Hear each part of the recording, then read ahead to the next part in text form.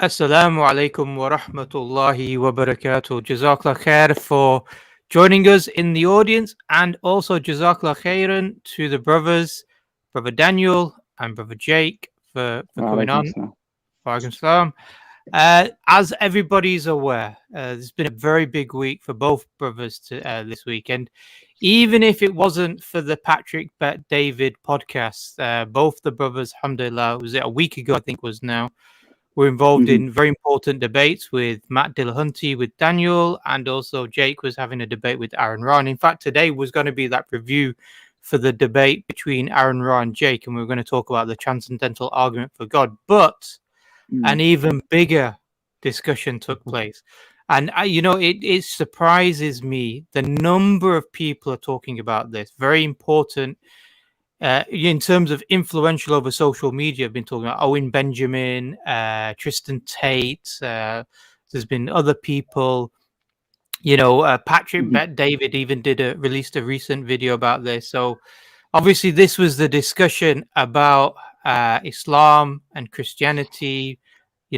Building bridges, and so at the moment, I think it's on 600,000 views. It's only been a day or so since MashaAllah. it's done.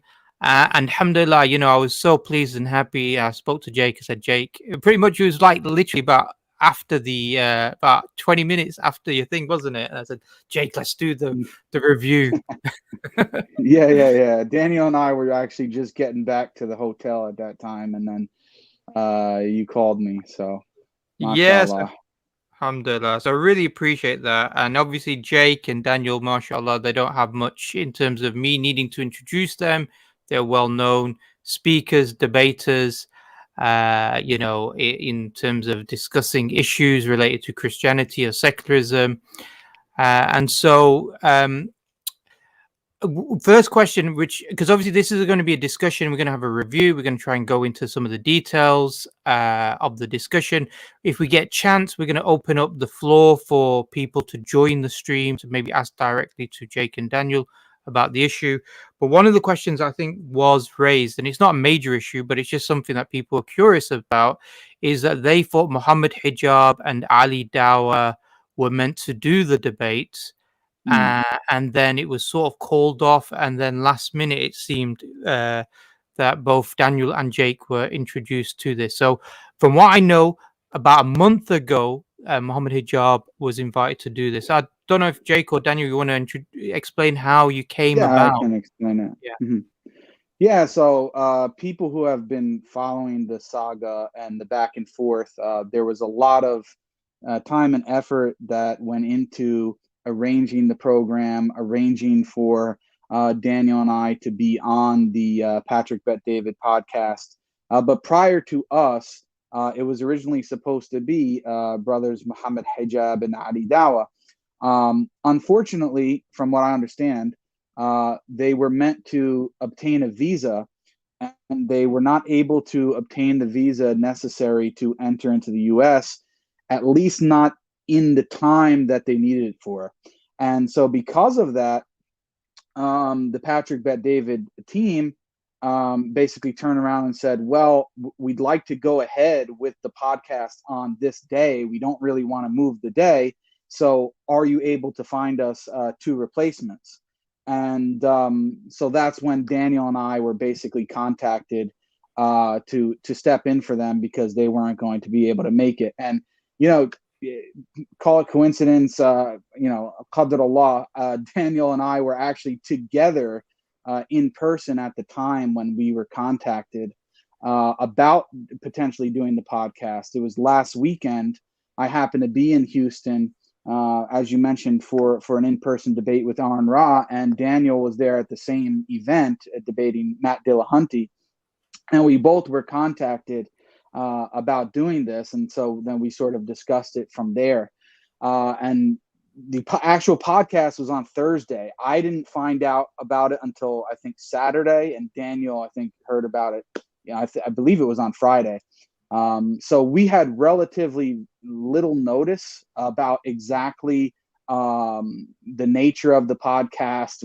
It was less than a week away, and we just stepped in and said, "Yeah, we'll go ahead and we'll do it." And you guys have seen the video and the results since. Yeah, I so don't know if Daniel wants to add to anything to that, but yeah, I that's was going to basically ask what happened. Daniel about that, because obviously the concern would be is you're already preparing for a debate on Sunday, and then a few days later, this because Patrick Bet David's podcast is considered the fourth biggest podcast online. It's a huge thing. Did you have enough time to prepare, or was it the case that it wasn't even that needed? Yeah, alhamdulillah. It was enough time to prepare. At least for me, I over prepared because I was expecting them to really bring more to the table as Christian opponents in a debate setting. So I would say I over prepared. I was anticipating them to bring up a wide variety of issues, but they didn't really bring up anything of substance other than to just name call, bring up like the soundbite type of objections to Islam, like Islam is violent, Islam has these punishments. So they didn't really have much depth. So it was, I barely had to even consult notes, to actually be able to respond to their simplistic points. So alhamdulillah, the preparation part wasn't really a factor, like limited time to prepare. It didn't really factor into the result. Alhamdulillah. Alhamdulillah. And also in terms of Patrick Bet David, because obviously people were discussing during the discussion live and also subsequent in terms of his neutrality, and obviously you guys were there, you were involved in that discussion. How did you feel about in terms of his neutrality? Was he a good host? Was there problems or issues? I thought I didn't anticipate any neutrality issues. From what I could tell, from what I knew about Patrick Bet David before, and his different interactions. He interviews like people he disagrees with. He has discussions with them on very contentious issues. And from what I could tell, he seems like a fair-minded person. He doesn't seem like the person who's going to try to play games or try to sabotage anything. So I was not worried about him being partial or being unfair to us. And as for the actual experience, he was more than fair. He was very cordial, very kind, generous, and I think it was very clear that he did a great job as a host. So I was very impressed with the way he handled that situation. It was a very contentious situation with two sides that are going to be very angry or maybe even hateful towards each other. And then he could manage that and moderate that. So I thought he was completely fair. Jake, you thought he was completely fair or generally fair? Yeah, I thought he was very fair. I mean, I mentioned it live at the end of the video, and then afterwards, when we weren't live. In fact, I mean, he was very professional in the sense that, I mean, Daniel knows, when we arrived there at the studio about something like 45 minutes early. He purposely did not actually even meet with us prior to, even though he had the opportunity to do so, just because he wanted the conversation to be very genuine and fresh, and he didn't want any prior biases, maybe even based on limited interaction prior to the podcast, to get into the way of it being, coming off very natural. And that's exactly what he did. He didn't speak to either side. We entered into the actual studio part where we had the recording just about 5 minutes prior to going live. We just did, we shook his hand, greeted him, gave a quick mic and sound check as far as the audio goes. And then boom, we went live. And what you guys saw is the rest of it. And pretty much the same thing afterwards. He was just sort of business as usual, just going about hosting the podcast in the way that he pretty much, I think, always would. And even afterwards, same thing. We spoke to him for a little while, shook his hand, took some pictures, explained our appreciation to him. And then that's it. Daniel and I left, and we went back to the hotel. So it was very businesslike with Patrick. Yeah. He was very straightforward. There's no really any concerns whatsoever. There was one thing that I noticed as well during when I watched it live, and also afterwards when I review, we're writing notes for this review, Mm. inshallah, was that you seem to be very respectful of each other's time. The opponents, allowing them to complete their point. And then there was one incident I remember seeing where I think Daniel was about to interrupt Rashid, and I saw Jake's hand say, sort of let him speak type of thing. Was that a Mhm. deliberate sort of approach that you guys had, or was it just the case that it was just, it just happened to be on the day? Was there a deliberate strategy in terms of allowing them, not always trying to interrupt them? No, I don't think really. I don't think it was deliberate in the sense that Daniel and I had much discussion about it prior to. I mean, this is the way that we acted in the debate in terms of the decorum and allowing each other to speak is, I think, what Daniel and I typically try to do in our debates. I mean, that's the way that it should be. And this was really no different. So yeah, there were a couple times where maybe Daniel or myself, had the urge to interrupt, and maybe we did slightly and just sort of like let each other know, but that was about it. I mean, it was pretty good from that standpoint. I think Patrick allowed everybody fairly equal time to speak. He basically just facilitated the conversation, asked questions directed at certain people, allowed both sides to address the same issue in terms of equal time as best he could. And yeah, he sort of just had a hands-off approach in that way and just let everybody get their chance to speak. Whether he agreed with everything we said or not is another story. Yeah. But he wanted it to be fair in that way, that each side had equal opportunity to put forward their views. Yeah. Daniel, I was going to ask you in terms of Patrick came across very fair. Obviously, he's going to have his own biases and prejudice. That's just natural. When somebody tries to host or be neutral, it's very difficult to be neutral. Yeah. But he seemed to come across as somebody who was sincerely trying to build bridges. This whole discussion about building bridges across faiths to attack liberal left or secularism. But obviously, he's bringing on people like Rashid, Brother Rashid, as he's known, and Robert Spencer. And it seems really odd, the type of people that was chosen, because they're not the people that are going to build bridges, are they? Yeah, they definitely were an odd choice. So I don't know to what extent. I think Patrick said that he didn't really have any idea who these two were beforehand.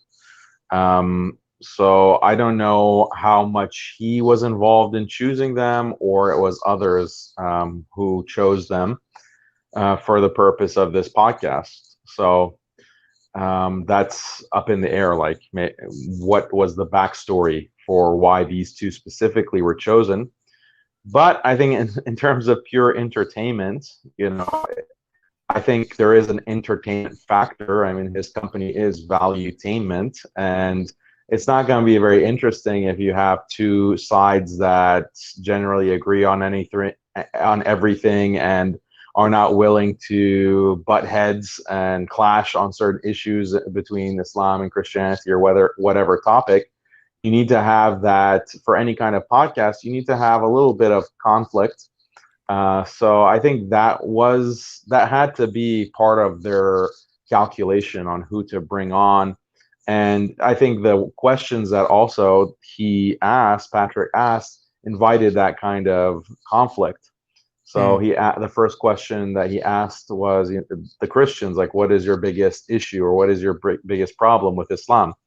So I think that there's a little bit of both sides in Patrick's mindset, that yes, we want to build bridges or find common ground, but we're not going to avoid conflict. We're not going to avoid actual debate. We're not going to avoid the fireworks. That's part of the value or the entertainment part of Valuetainment. So it might have been deliberate in that sense. Whoever is booking these people to come and discuss on these roundtables, I think they are considering that in their invitations. Yeah. I think Yeah. Because the whole point about these two guys is that they make the career out of attacking Islam and Muslims and scaring, non-Muslims regards to Islam. This is their career. Robert Spencer, hit the heights in the early 2000s and the teens because he was the one going around talking about, war on terror narrative. It's all based on Islam. These jihadis are influenced by the Quran and traditional Islam, etc., etc. So to expect them to say anything other than what they were going to say, and even come some sort of compromise, it just seemed very odd. But I take perfect for us. Like, it's perfect. Yeah. Because, in strategizing for this podcast, I knew that we're going to have the upper hand. Like, we're going to be able to really convey a compelling message as Muslims, because this is really what I have said many times in my work, is that I do want to build bridges with traditional people, people who care about traditional values and are opposed to liberalism and secularism and these atheistic forces. I have said that in my debates with, Islamophobes and really scumbags like David Wood. And I told David Wood in our debates that, look, you are not a true Christian. You are just a liberal disguised as a Christian. And you're throwing your Bible and your Christian tradition under the bus. And that's what's causing this problem, or this hatred that you have of Islam. Your hatred is not based on your Bible. Your hatred is based on your liberal commitments. So if you had been a traditional Christian, if you did care about the Bible, you would find a lot in common with Muslims. So that's the kind of message that I knew that we could convey very convincingly on the podcast. So I was happy. Like, ultimately, I'm happy that people like Robert Spencer were invited. That other Rashid guy, that was ideal for us, because we can really connect to what Patrick's goal is, his stated goal, like to build bridges, and also there be some kind of conflict and a debate. We could really, we could perfectly plug into that and win him over as the host, and because if we win him over, then we can win over his audience.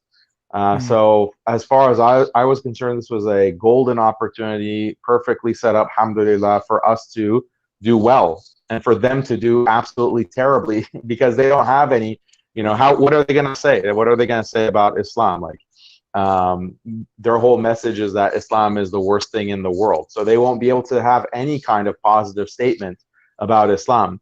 Whereas we can have a positive statement about Christians. We can say that Christians, who care about God and family and tradition, those are the kinds of people that we prefer and we want to work with, as opposed to atheists and these liberal secularists and this woke mob and all of this garbage.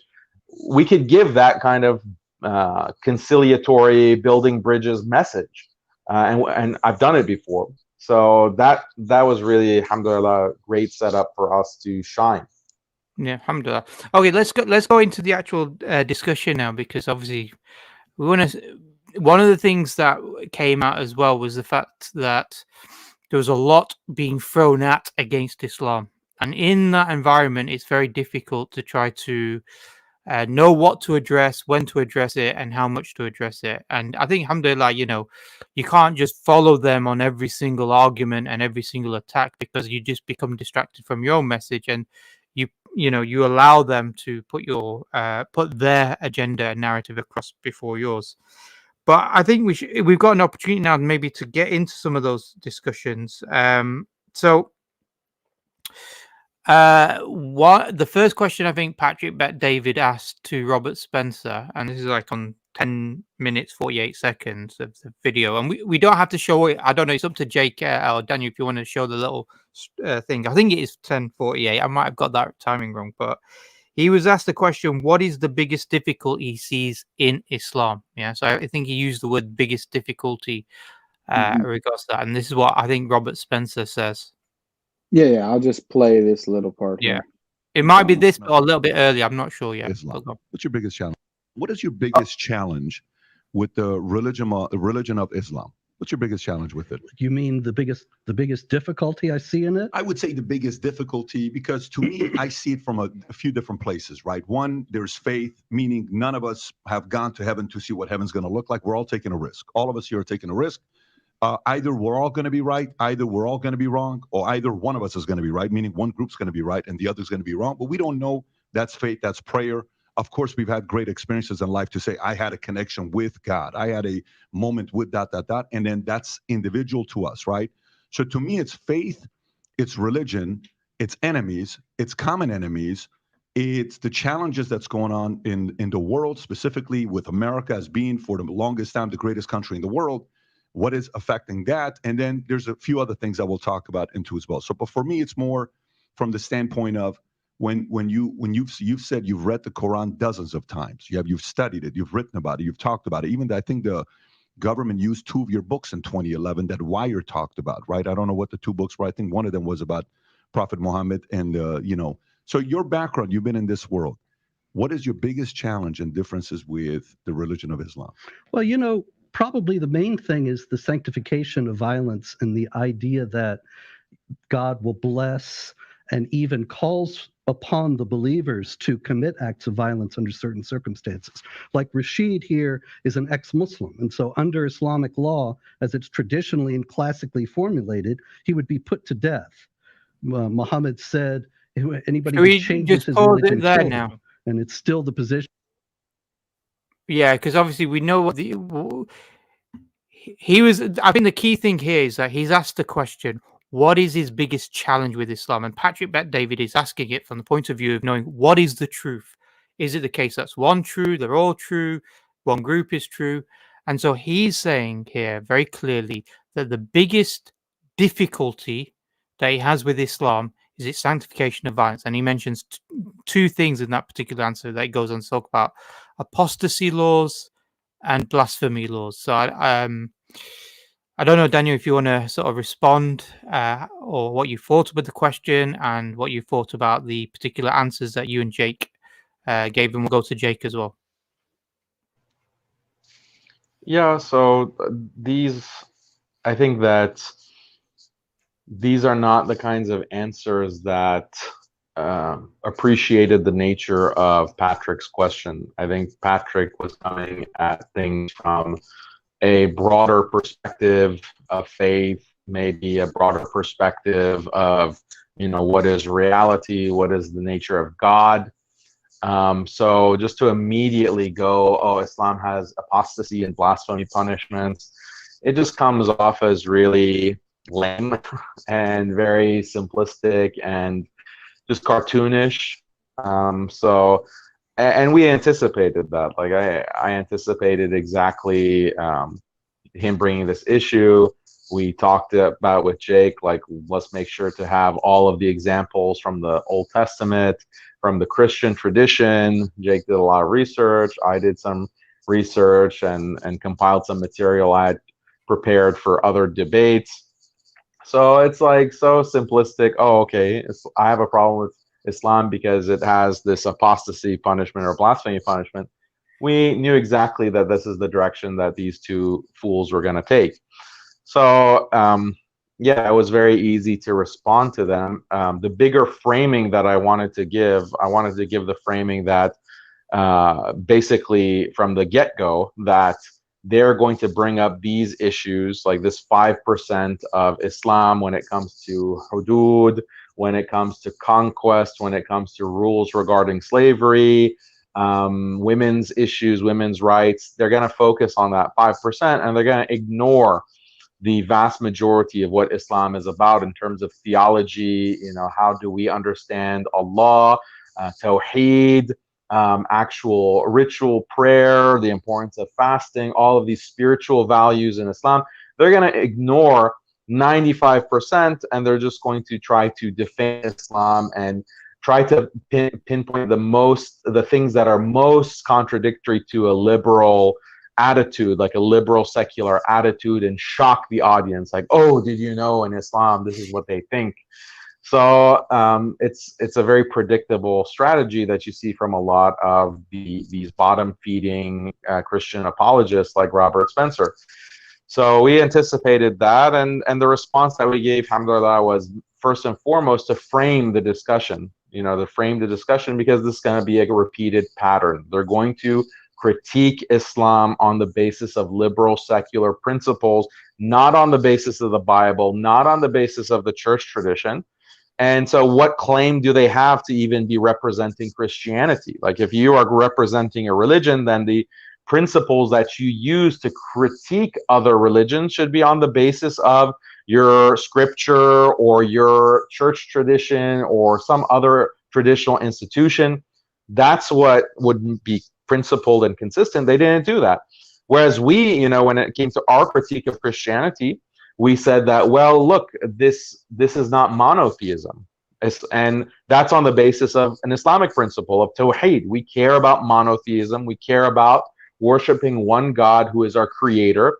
And that is the basis on which we criticize Christianity. It falls short of monotheism. It's more akin to polytheism, as Jake was explaining. So that is a critique from our principles, or the principle of preservation. Religion should be preserved because it's from God. So God has revealed religion. Logically, it makes sense that it should remain consistent over time. That's a principle that everyone can agree on, and Muslims are very staunch on that. And we have preserved our values, we preserved our books, and that's the basis on which we can critique the Bible. We can critique its changes over time, and we got Spencer to admit that the Bible is not this inerrant text. Certain things might not even have happened, in the Bible that you read. So we got him to admit that, and Rashid also threw the Bible under the bus. So we are being consistent. Our critique of Christianity is coming from Islam. It's coming from Islamic principles, but Daniel, their critique was not principled in that same way. But Daniel, so the thing is that they're trying to say that, look, Islam is bad because it has these moral aspects which are bad, and God, being all perfect or morally perfect, wouldn't have allowed these things. Yeah. So even though you're talking about the theology and monotheism, that's the line of argument. Yeah, but it's a whose conception of bad are you, or immoral or evil are you using? And that was the whole point of bringing it back to the Bible, bringing it back to the Old Testament, and saying, okay, so you're saying killing the apostate or killing the blasphemer is immoral, it's evil, and therefore Islam is false, or Islam, has this kind of moral problem. Okay, we get it. But, that principle is, or that moral value of apostates should be killed, that is expressed by God in the Old Testament, and you believe that God in the Old Testament is part of the Trinity. So it's Jesus. Jesus is God according to your theology. He's the one who's commanding killing the apostates in Leviticus or in Deuteronomy, etc. So that's exactly what we posed and wanted to push back on. And it was shocking to me how little they had prepared for that, how little they had anticipated that kind of response, because I had used this type of argument. Other Muslim apologists use this type of argument. I used it in my argument with David Wood in the 2 debates I had with him. I used it against that other guy, Inspiring Philosophy, in the debate I had with him, pointing to, okay, the things that you're criticizing Islam for, they're found in the Old Testament, and you can't use this tired argument that, oh, that's the Old Covenant, Christians don't have to follow the Old Covenant. Yeah, that's not the point. The point is that God is commanding something that you consider to be immoral. So that would imply that God is immoral. So condemn Jesus. Go ahead and condemn Jesus for being immoral. If you're condemning the Prophet Muhammad sallallahu alaihi wasallam, be consistent. Condemn Jesus, condemn Moses, if you want to condemn the Prophet Muhammad. And so Robert Spencer not anticipating that shows me that he is really a lot dumber than we had even expected. Because he had, like, before the podcast, he had this little sit down with David Wood and Apus, and they had a little, fun session together, laughing it up. And David Wood really did Robert Spencer dirty. Why didn't David Wood tell Spencer, hey, Spencer, you should watch out for this argument. Daniel is probably going to bring this up. You know, what are you going to say when Daniel asks you to condemn Moses and asks you to condemn Jesus? What are you going to say? So David Wood really screwed Robert Spencer over by not preparing him for that very obvious line of attack that we were going to bring. So maybe he wanted to see Spencer crash and burn. I don't know. Maybe they don't like each other very much.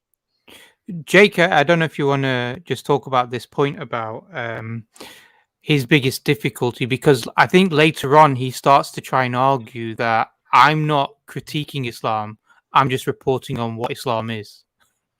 So he was I mean, the thing is that his answer, and I think maybe it may be important to play that section of when I ask him the question, when I sort of turn the tables on him, because I mean, if this is your biggest objection, okay, we can blame David Wood. I agree with Daniel to a certain extent. But if this is your biggest objection, wouldn't he have, thought about this before? Wouldn't he have thought about the implications of what he's saying? And it just seems like he's either never thought of it or never really came to a clear answer in his own head. Because if when I first asked him the question, I said, is it inherently immoral to put the apostate to death? And his answer initially was, well, this seems like a trap. That's the first thing he said. Well, this thing seems like a trap. Well, okay. Why does it seem like a trap? Well, maybe it seems like he knows where this is going somewhat. But then right immediately after that, I said, well, no, this is not a trap. I just want an honest answer from you, sir. And then he said, well, you can always get honesty from me. I always tell the truth, which we know was a lie itself. But then right after that, so first it's a trap. Uh-oh, what am I going to do? And then the first answer is, well, I don't know. I've never really thought about it. So that's what he said. His first answer was actually, I don't know. And then my response was, well, if you don't know, but yet you just got through telling Patrick that your justification for rejecting Islam, or your biggest problem with Islam, right, is this moral problem about violence and putting apostate to death. And yet now you're saying you don't know if it's wrong. So that just contradicts what you just said, that it's your biggest problem. But now you don't know if it's a problem or not, right? Yeah. So then after that, I initially said, well, you say you don't know if it's a problem, sir. You've been writing against Islam on these issues for how many years in all your books that you want to talk about, and yet you don't know?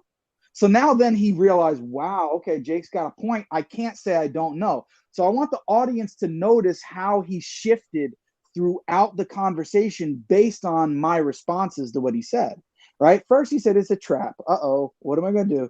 Then he said, I don't know if it's immoral or not. Then I said, well, if you say you don't know, that's problematic, and here's why. And then he recognized, okay, Jake's got a point. If I say I don't know, then that sort of casts doubt on my whole Islamophobic career, right?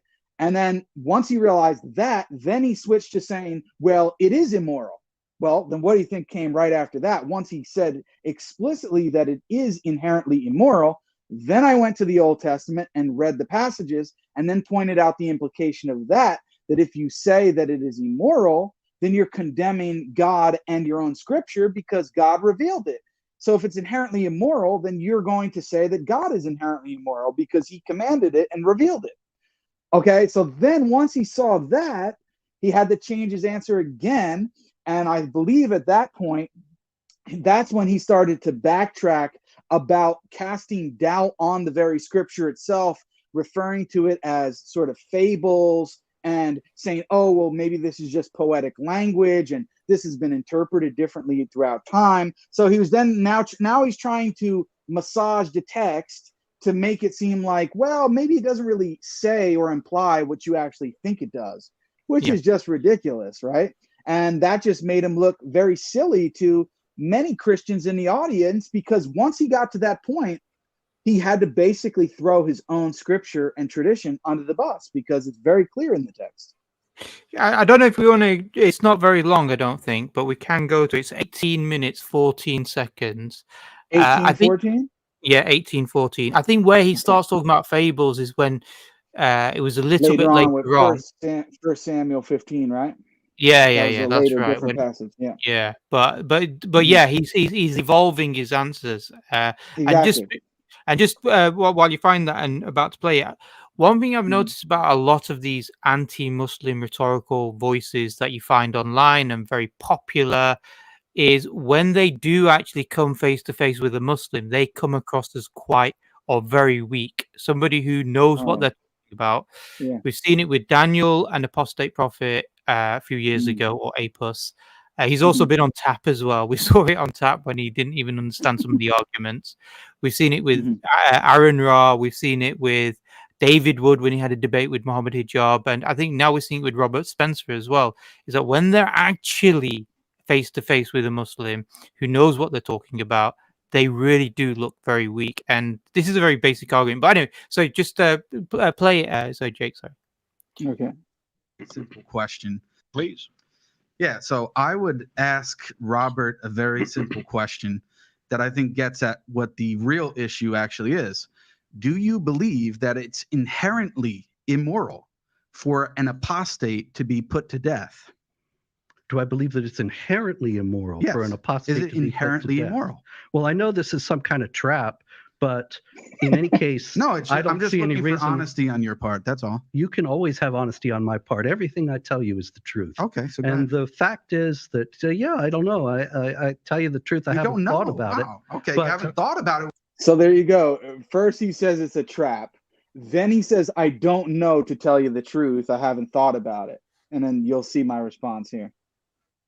Well, you're writing Yeah. all the. it. No, I tell you the truth. I You haven't don't know. thought about Wow. Okay, But- you haven't thought about it. Well, you're writing Yeah. all of these books on Islam Then how are talking you about criticizing apostasy, Islam? it. Right. and you don't even know if this is inherently immoral. That's quite shocking, Robert. I would say that I don't think that it's moral to put the apostate to death. So Okay, so look, see how he changed his answer. It's a trap. Yeah.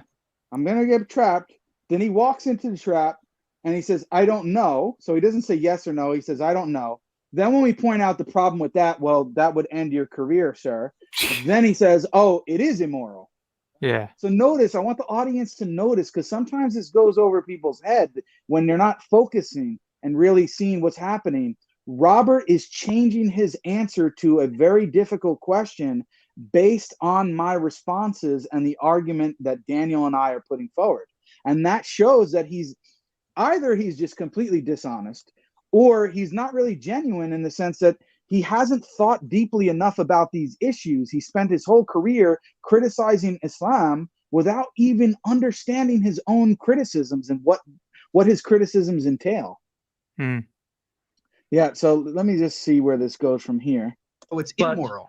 As it comes to my books about Islam, I'm just reporting on what Islamic clerics and the Islamic tradition teaches about passages like when Muhammad This says is what that I somebody mean. changes He's his talking religion, about kill him. difficulty. So Yeah, but if So he was talking Yeah. about it being difficult. What's the greatest challenge? Why do you think in essence it's incorrect? He's saying sanctification of violence. Now he's saying, I'm just reporting.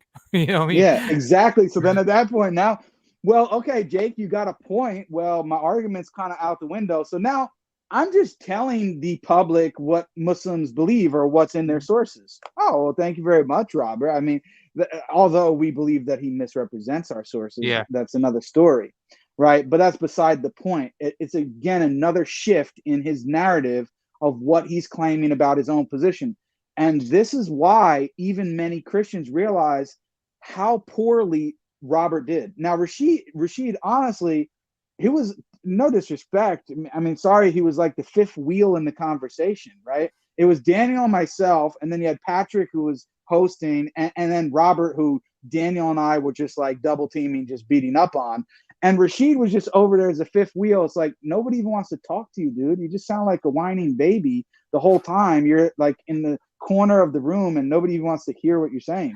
So there was a point. There was a point. I don't remember Jake and Daniel where he's trying to interrupt, and then he said, "Let me finish." And Robert Spencer just sort of dismissed him. He didn't even look at him; just dismissed him.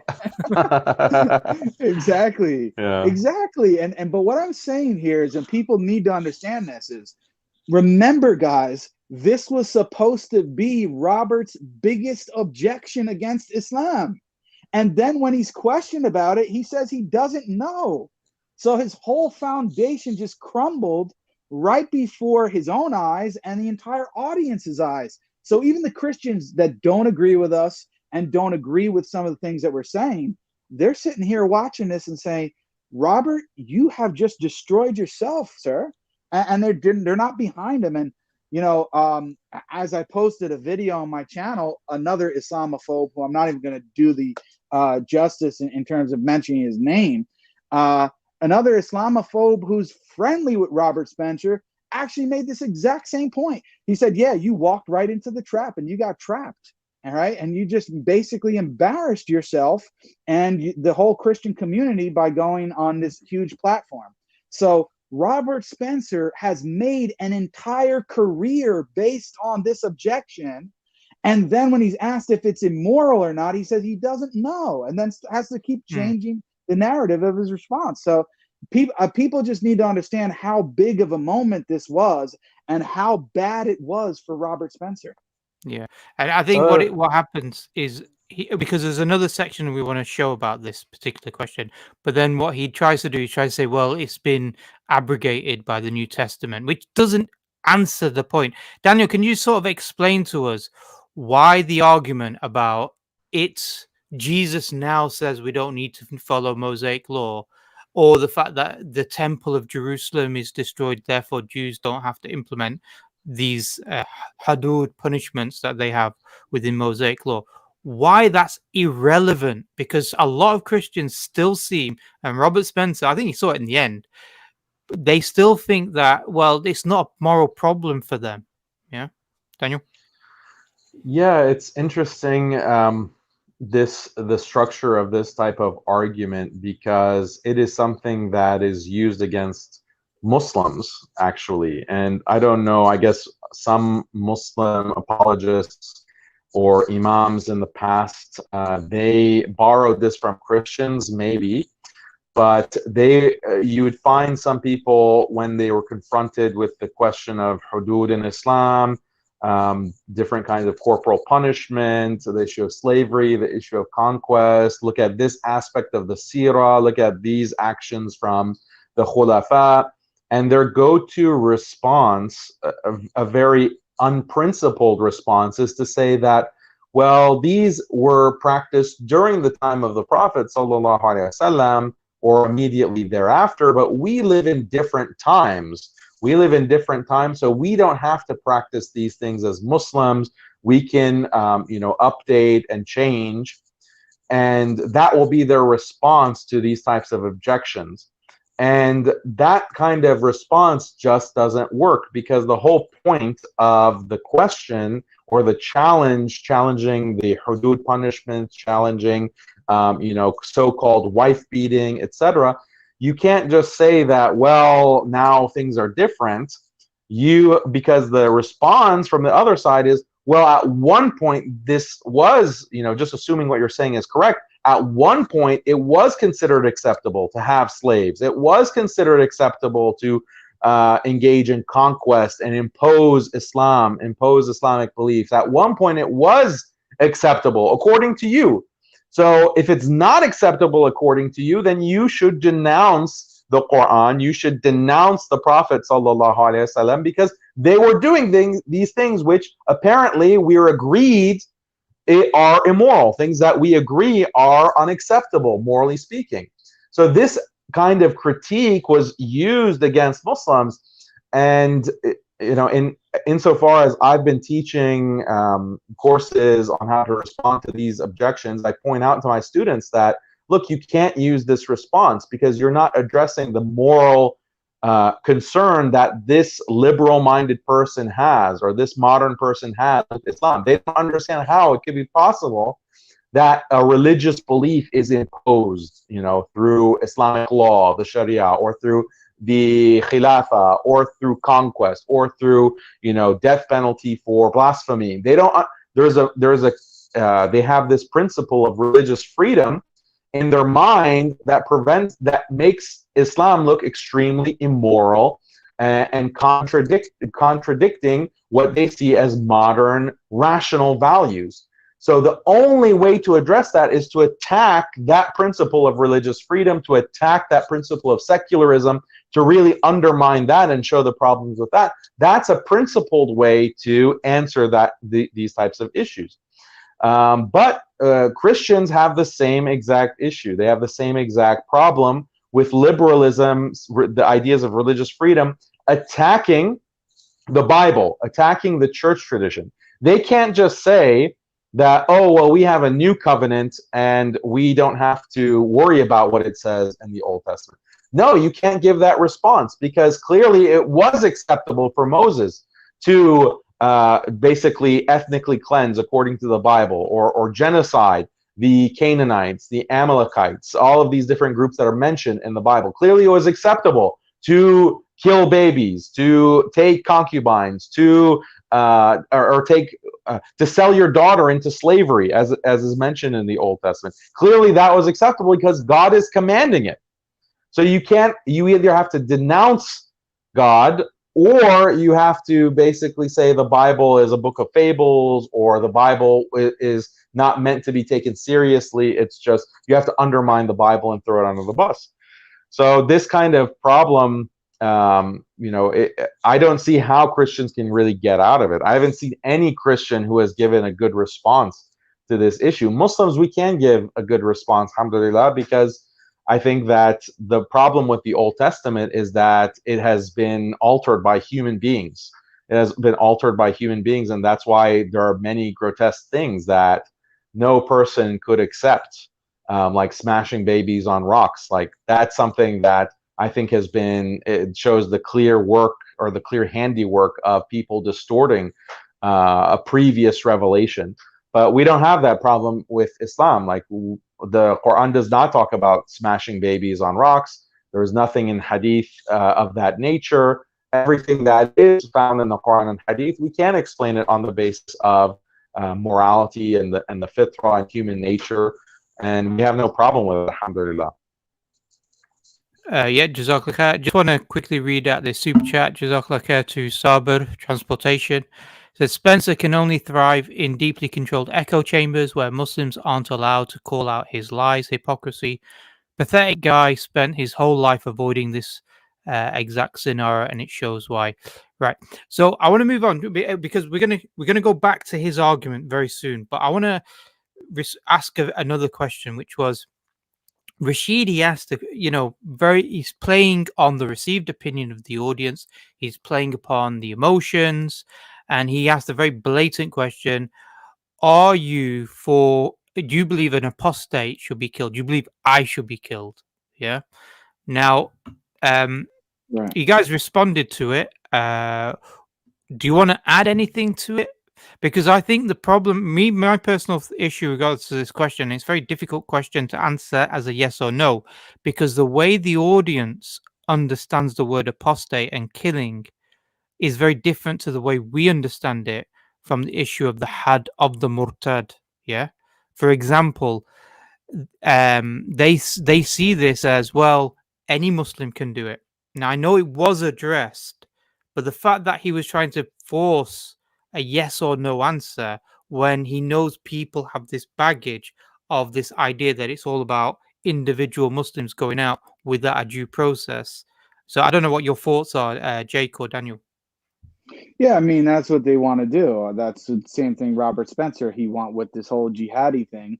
He wants to paint Muslims as vigilantes, that we're just going to go out and, Rashid's and a murtad, so let's just go and kill him. No, that's not our position. It's obviously not the case, because Daniel and I were sitting in a room with him for over 2.5 hours. And we didn't you guys were not following traditional Islam, that's why. Yeah, I know. I mean, why didn't we try to kill him? I mean, Daniel, that was probably the biggest mistake. But no, I mean, and you guys can clip that out. But the point is, obviously that's not the Islamic position, right? And Daniel mentioned this, and I did as well, but they kept saying, well, yes or no answer.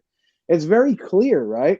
In the Islamic legal system, there is a due process. I can't just say, oh, this guy came around and he said he doesn't believe in God anymore, so I'm just going to show up to his house and harm him or kill him. No, this is not allowed. That's haram, right?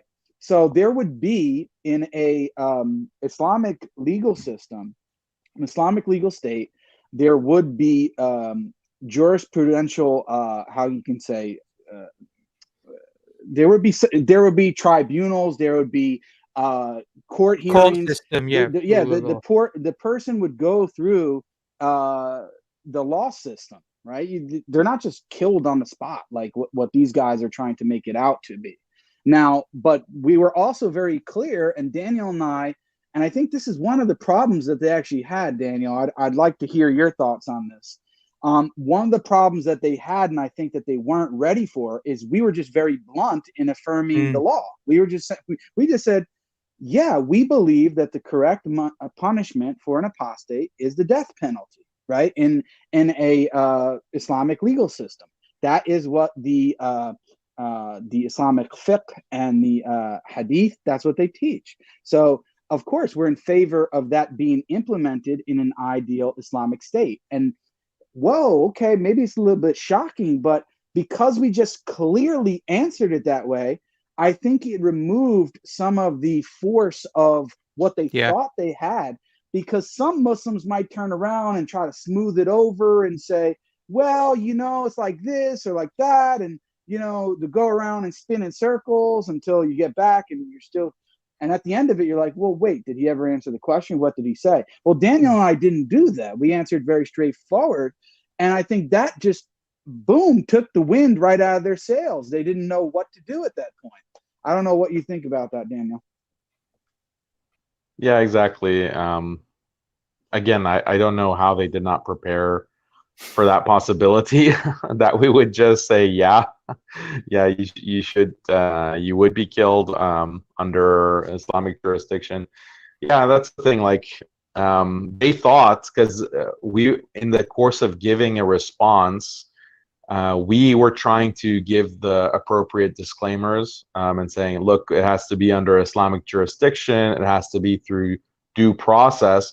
And while we were saying those things, even though it only takes a few seconds to say, Rashid kept interrupting, like, answer, yes or no, as if like he had got us or trapped us. It's like, be patient, okay? We're gonna get to the yes.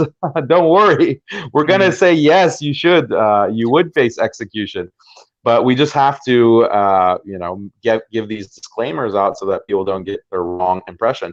And I don't know if it came through in the recording, but I turned to Spencer and I said, hey, and don't worry, you're included as well, because a blasphemer, you're not an apostate, but you're a blasphemer, so you'd be included in the punishment as well.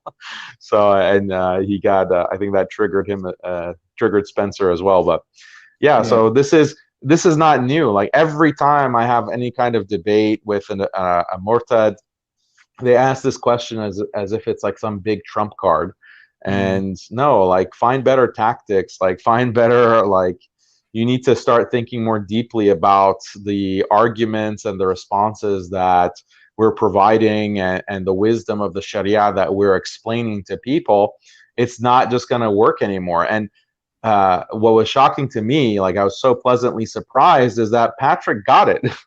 Patrick, there as a Christian, I don't know how much prior thought he's given to the question of death for apostasy, but he just had this great example of, the mafia. The mafia has this type of practice as well. Like, you have defectors, people who, they're not necessarily fighting the mafia, but they just want to be out of the mafia. They want to leave that life, and there are consequences for that. So that was an example that I hadn't thought of before.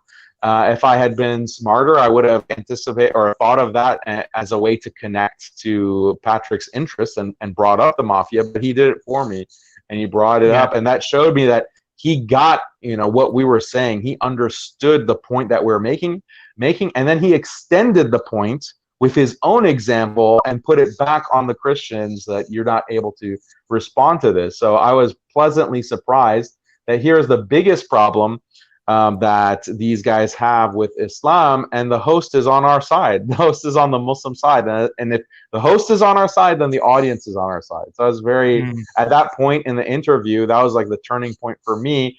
That alhamdulillah, we got this in the bag. No, alhamdulillah. So I think definitely what Jake said, being bold and brave without being reckless, is really, really important. It reminded me of a debate I had once with a atheist in a college a few years back, and after the debate, after the opening statements, the first question he tries to catch me on, and it's a proof of God debate. It's not even about Islam, but he tries to ask me the question about age of Aisha radiallahu anha, and says, "Do you believe that's the correct age that took place?" And I said, "Yeah." And he was expecting me to flounder and trying to worm my way out of the answer. When I said that, and I kid you not, he left the debate. It was just after the opening statement. He left the debate. He no longer engaged. He goes, "I can't debate this. I can't debate this," and he walked out. It was crazy. So so yeah, I think it was I think Dilly Hussein, not Dilly. What Dilly? Remember? Was this in? No, it was in Nottingham. Sorry, it was in Nottingham. So anyway, but the issue that maybe some people have, and Muslims may have, regards to the answer being as bold regards to this, is one is obviously some people are a bit unsure about the actual rules about the had upon the murtad. But there are a few things. Firstly, is the issue of saying to a murtad who says, "Do you want me to be killed?" I would probably said, "No, I want you to be turned to Islam." Yeah, and you wouldn't have to have that problem. Yeah. So maybe Daniel Slesner answer to that, and maybe that might come across a little bit wishy-washy, but I probably would have answered. The second thing is this: is that the problem with the yes or no in that situation is not only the due process of law, but what does it mean to be an apostate? Because if a person keeps his apostasy quiet to himself and it's not known within family or society, then there is no had upon that person in terms of the fact that you don't investigate the person's ideas. You don't try to look at his thoughts. It's only when it's known. Otherwise, he's classified as a munafiq. Daniel, you seem to disagree or agree upon that particular point. No, I agree. The person is a munafiq, but that doesn't address the moral objection that the liberal person has. The liberal person will say that, well, if you are going to be, if you are going to leave Islam, you should have the freedom of conscience to express that and to have that identity as a different religion than Islam.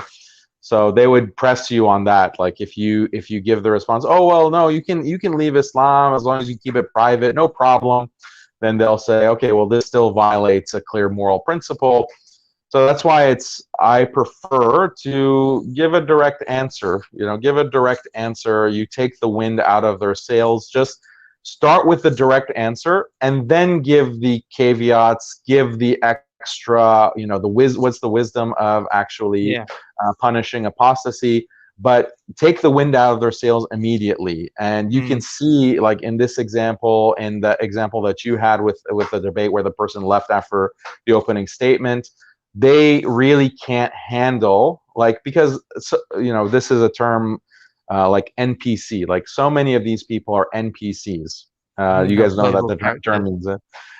So they haven't really thought through many of their moral commitments. They haven't thought through, and their brains will literally stop working if you try to have a discussion outside of what they know and outside of what they are committed to. So if you can expose that for how limited their intellect is and how they can't think beyond their liberal materialist worldview that they've gotten from childhood, from their schooling or from media, and they literally haven't questioned a single belief that they have in a real way, if you can expose that, then that you automatically win, even if people don't agree with you.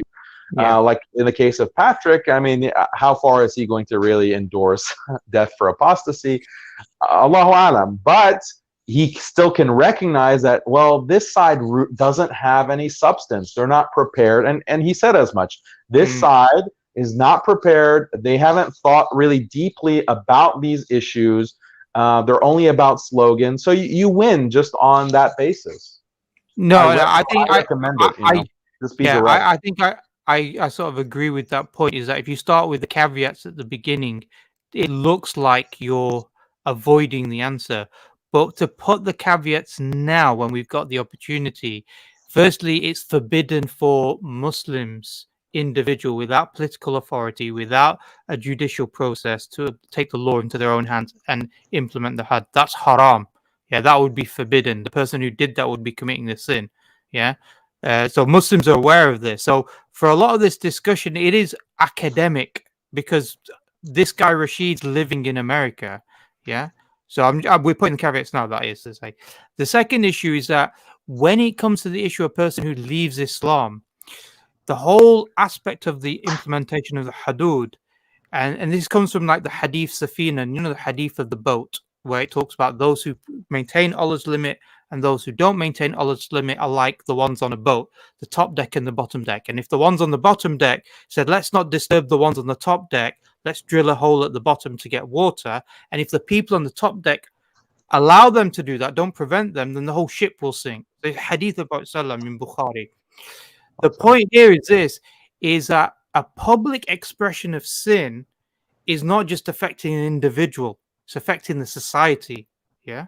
So a person who doesn't pray Salah and is in his privacy zone home, nobody's going to go out of their way to spy and investigate whether he's prayed his Salah or what particular belief he has at that moment in time in his mind.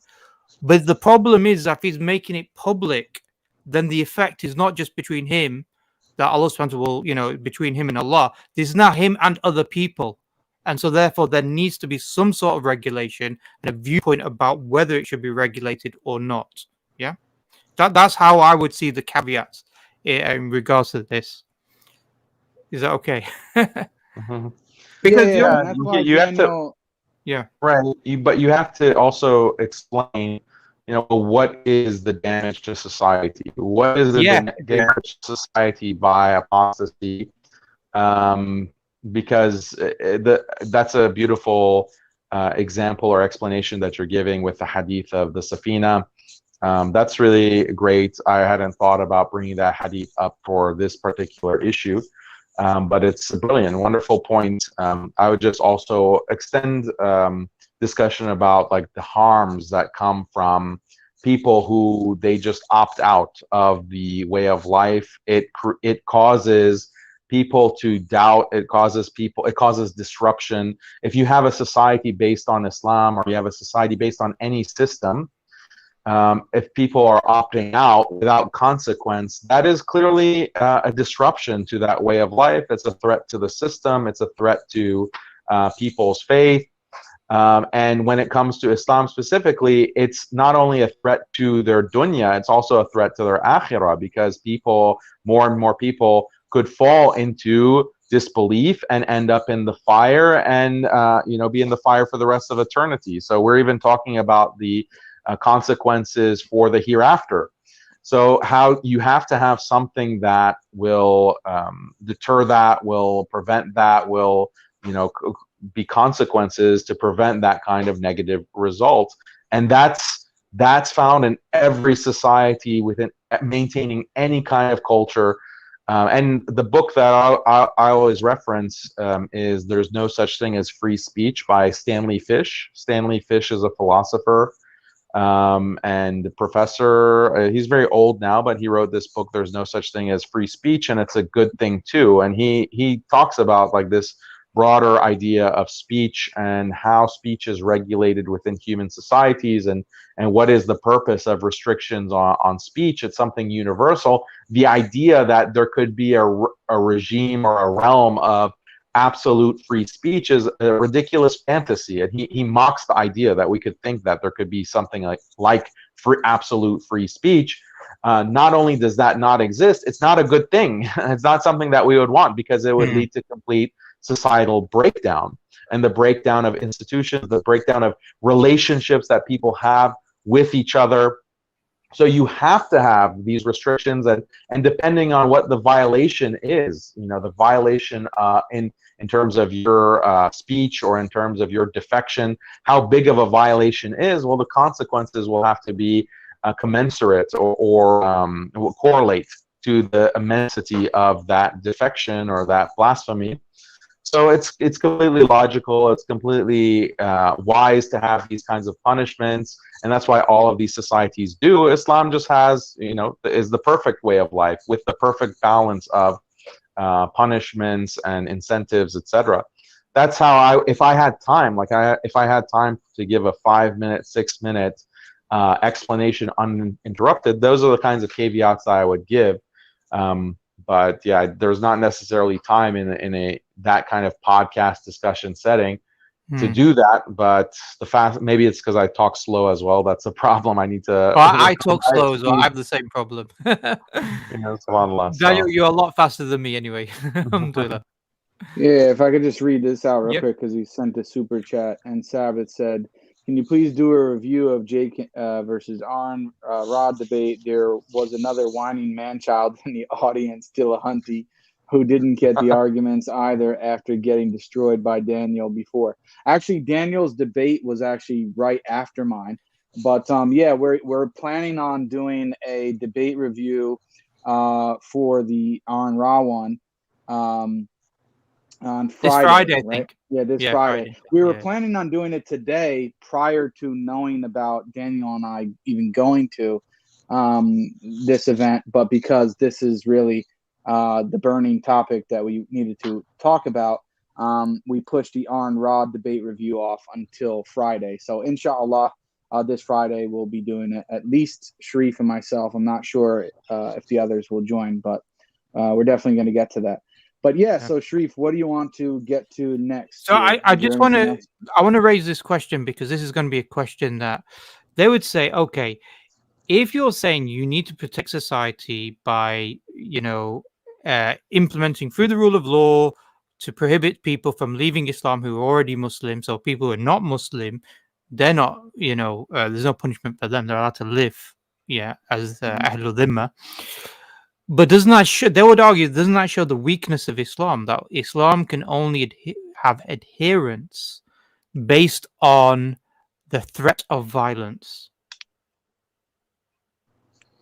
Well, I mean, the way that you can respond to that is, well, every religion has these blasphemy punishments and these restrictions on speech. Every community, every nation, look at the United States. What does the United States do to defectors who are very influential and have the potential of causing a disruption to society or disrupting the power structures that be? Look at the censorship regime that exists with the United States. Look at the extent that the United States government will actually infiltrate big tech companies like Twitter. That's what we learned with the Twitter files, or Facebook, or YouTube, and how they will control and the speech, what is allowed to be said on these social media platforms. Does this prove that the United States government is very fragile? Would you accept that? Look at what happens to someone like Julian Assange. Look at what happens to someone like Bradley Manning. Look at what happens to someone like even Andrew Tate, arguably, or arguably Russell Brand, or any number of defectors, people who have these kinds of critiques of the liberal status quo in the West, the U.S. government. They will face severe consequences. Sometimes there are attempts on their life, assassination, or they'll be discredited with these kinds of sexual scandals, for example, or they'll be detained. They'll be put, literally a dungeon in Romania, for their political views and their beliefs. They are the ones who are targeted. Why? Because they're the most influential and they have the most potential for causing damage to the power structures that be. So people will respond to that and they'll say, okay, well, you're a Muslim that agrees with blasphemy punishments. Therefore, you must also agree with the United States, attacking dissidents and attacking these different kinds of voices. But it doesn't follow, that doesn't follow. As a Muslim, I'm also in favor of warfare. Warfare is an important part of human civilization. You're never going to get rid of warfare. It's an institution that has to be upheld and mastered, and we have that in Islam.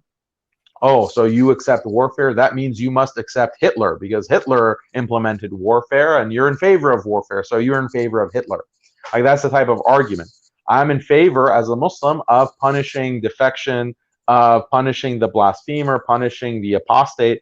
I'm in favor of that. That doesn't mean I accept, you know, if Hitler does it, then I accept, implements that same kind of policy, that therefore I accept Hitler, or I'm on board with what Hitler is doing. No.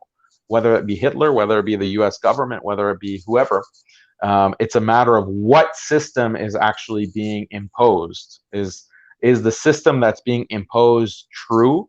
Is the system that is being imposed just? Is the system that's being imposed from God? Is it godly? The only system that I believe is godly and true is Islam. And therefore, that's why I'm in favor of being imposed and protected through blasphemy punishments, apostasy punishments, etc. Yeah, Jazakallah khair. So I think there's somebody. Sorry, 1 second. This one, yeah, isn't it fallacious argument? But because it's a whataboutism.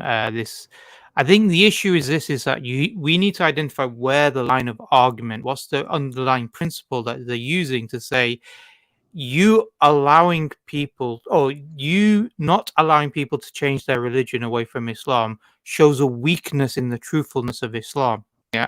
And that argument is fallacious because we see people criminalize speech and different, you know, propositions and beliefs, even though they think that that particular speech is irrational. Yeah. So, for example, you mentioned a few examples. But one example would be racism, especially in the UK. It's considered hate speech. It is considered illegal to do that in public. You can be punished. In France and in Germany, you can be punished for denying the Holocaust and state recognized genocides. Now, if you ask Germans, do you believe it's a rational position to hold that the Holocaust did not exist or did not occur, or do you believe it shows the weakness of the rational position to say racism is wrong? They'll say no, racism is definitely wrong. It's not, it's irrational to be racist. This is what they would argue, but they recognize the irrational emotional behavior of human beings, so they think there are certain ideas so dangerous that they have to be stopped. Now, they have different set of guidelines. Muslims have another set of guidelines informed by our creator. We make that our guidelines. You make something else as a guidelines. Is that am I on the right track? Yeah, much better explanation. Jazakallah khair. That's very, very good. Yeah, I just wanted to address that free bird one. That's all. Alhamdulillah. So I don't know. Hopefully Jake will be joining us back on the stream but before he does. Yeah, so I want to just, because, you know, in one of Robert Spencer's clips, and I think it's actually the clip that we've just seen, but there's slightly more to it, but I don't want to go back to that clip. But he quotes Surah Al-Nisa, verse 89, to try, because what he does, he tries to deflect from Christianity and bring the focus back about Islam. But Islam, yes. And what he tried to do is he tried to claim that in Surah Nisa, verse 89, that you kill the apostate wherever they are. Yeah, wherever they are. This is what I said. I don't know if you can bring that verse up on the screen. So maybe we can discuss it, because I think what he failed to do is he quote the next verse after that verse. Yeah. So he's trying to say that this verse is about apostasy. It's not about apostasy. And the next verse talks about something else as well. Yeah. We're in the same context. As Jake is bringing it up, I mean, this is an inconsistency in his methodology, because in other contexts, he'll admit that, okay, conquest, like expansionist jihad, is not explicit in the Quran. But it's still a part of Islam, because the later Muslims, they practice that, and they based it on hadith and they, the historical record is clear that they engaged in expansionist conquest. So it's clearly a part of Islam, and Muslims would agree with that.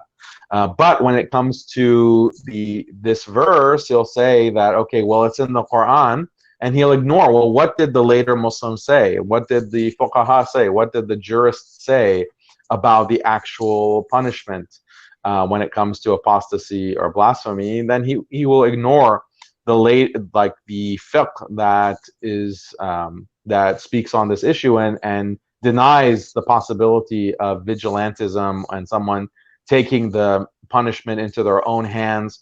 He'll ignore that. So this is just a clear methodological inconsistency from Spencer. Yeah, and I think the reason why I highlight this, because I want the audience to be aware that this is the dishonesty of this guy. Yeah, he's not even the problem with the method. Obviously you're being charitable by talking about methodology, but the fact is this guy's lying, because this guy claims, and he's written a whole Quran where he's got his own tafsir in it. Yeah, so he quotes 489, and he claims this is about apostates who leave Islam and you kill them wherever they are. So just to read it out: they wish you would disbelieve as they disbelieve, so that you would be alike. So do not take from among them allies until they make hijrah or emigrate for the cause of Allah. But if they turn away, then seize them and kill them wherever you find them, and take not from among them any ally or helper. And then the verse goes on, or the next verse goes on, say, except for those who take refuge with a people between yourselves and whom is a treaty, and with whom is a treaty, or those who come to you, their hearts strained at the prospect of fighting you, or fighting their own people. And if Allah had willed, He could have given them power over you, and you would have fought, and they would have fought you. So if they remove themselves from you and do not fight you and offer you peace, then Allah has not made for you a cause for fighting against them. Yeah. So the first point is that this verse is not about. I don't want to go into the whole tafsir of this verse, yeah. But if people are interested, they can read it. But it's not about people who leave Islam simply. The second point is that the verse goes on to talk about who are combatants and who are non-combatants in the context of this verse, and he says that those people who come to you, but you have an allyship, a treaty with them, then you can't fight them. And it also, or you have a treaty with a tribe or people whom they also have a treaty with. So it's like another person. So you don't have direct treaty with them, but they have a treaty with a neighboring tribe or tribe that you have a peace treaty with, and you still can't fight them. And then it also says that this verse, it says, and also restrain your hand, do not fight them, if they are neither willing to fight with you or against you. Yeah. So how he's got from 489 to say that it's obliged upon all Muslims to kill all apostates wherever they are, when the verses of this surah, of this particular part of the surah, is not in that context at all. Yeah, I just wanted people to be aware of that. I don't know if brothers want to add any points further to that. No, I mean, it's just really par for the course. I mean, when I asked him the first question, he said, well, everything I say is the truth. And of course, I'm always honest, but he's not. I mean, honestly, the guy, people can see how he looks online.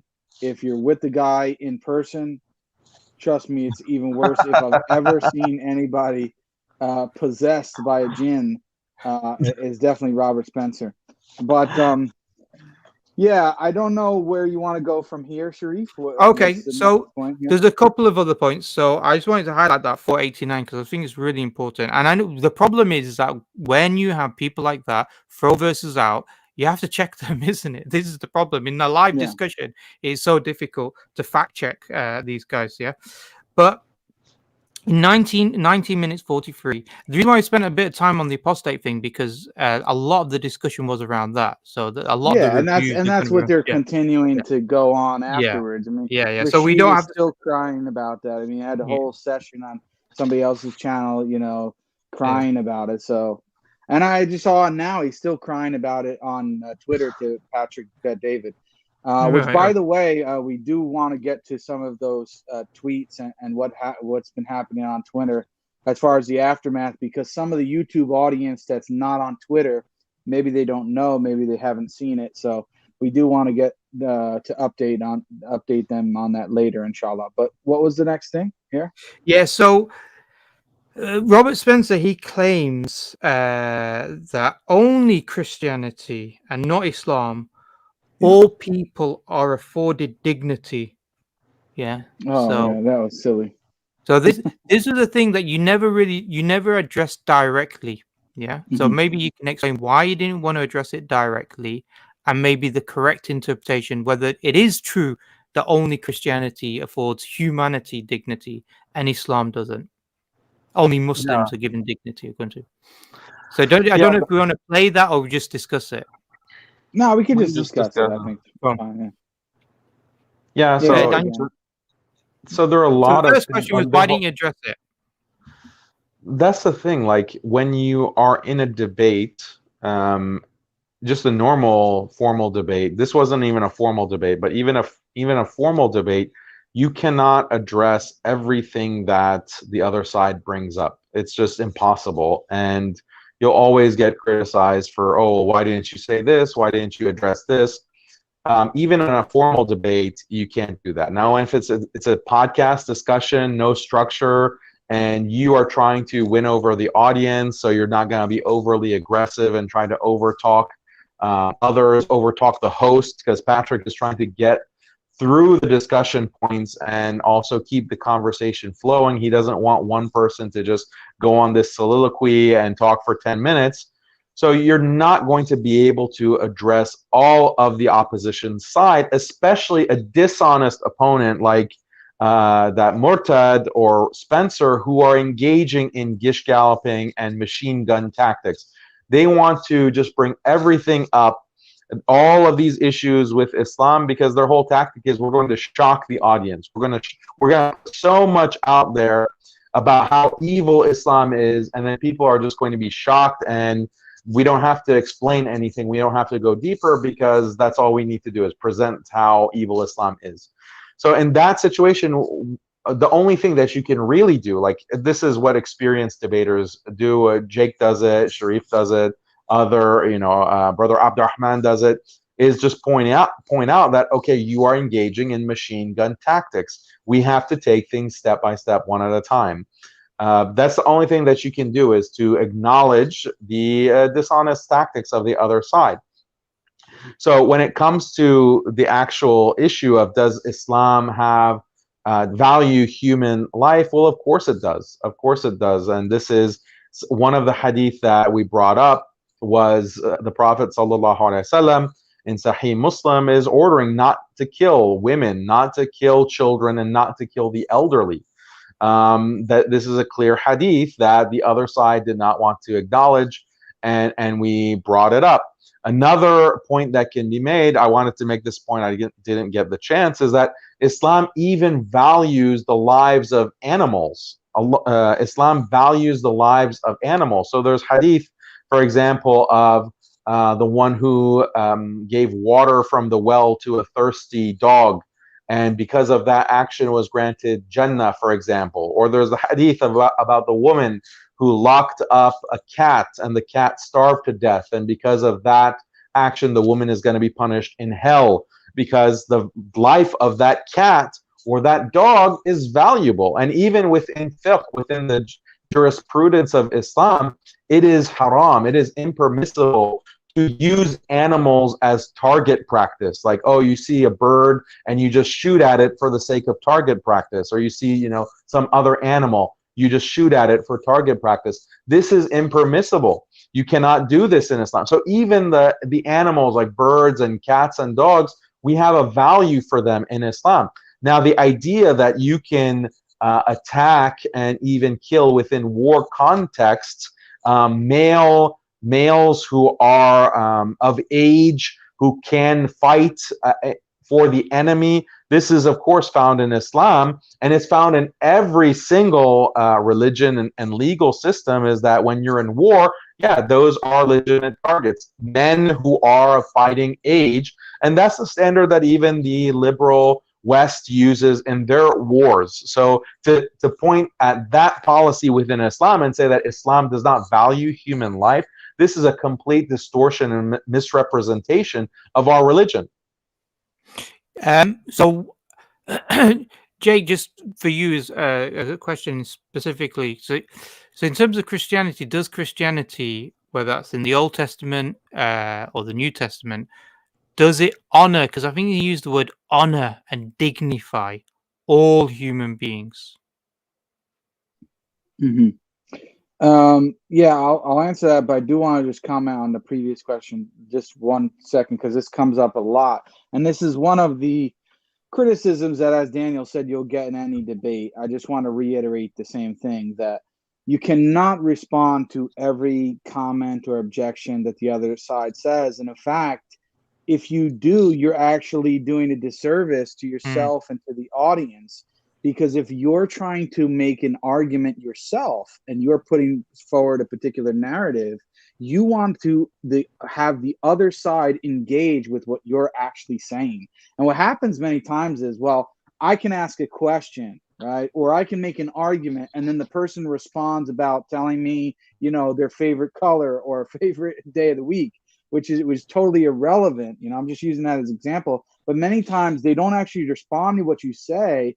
And then they'll tack on like 10 different shubuhat or 10 different objections against Islam that are not even directly related to the topic at times. And this is a tactic. Some people just have difficulty, and maybe with Rashid and other Murtads like him, they're just so emotional they can't control themselves. They just start spouting out 10 different things. It's like spazzes. But other people, and maybe even him to a certain extent, it's intentional, right? It's intentional to bring up all these big sort of what he thinks, and I don't even think he did a good job at that, or neither did Robert Spencer. But at times they try to bring up these topics that are controversial and name as many controversial things as they can, and know that you're not going to be able to respond to all of them. In fact, if you're able to respond to one or two of them, then that's really something in that type of atmosphere. So people in the audience, they need to understand that. I know a lot of them don't have debate experience. So with all due respect, they don't really understand how that works and how that goes. But just know that, some of the time, to be quite frank, we are even purposely avoiding responding to certain points, because if we're making a particular argument and then they respond with an objection about something else that has nothing to do with it, we'll say, okay, well, we can talk about that later, but first we need you to respond to what we actually said and what our argument is. So that's something very important, because that comes up not only in this discussion or debate, but pretty much anyone that you'll be in. And nobody's going to be, you can't please everyone in that sense. They say, oh, well, Daniel or Jake, you should have said this at that specific moment, and then over here you should have said something else. And it doesn't really work like that. I mean, I think it just comes, and I think that a lot of these people, have good intentions. Their heart is in the right place, right?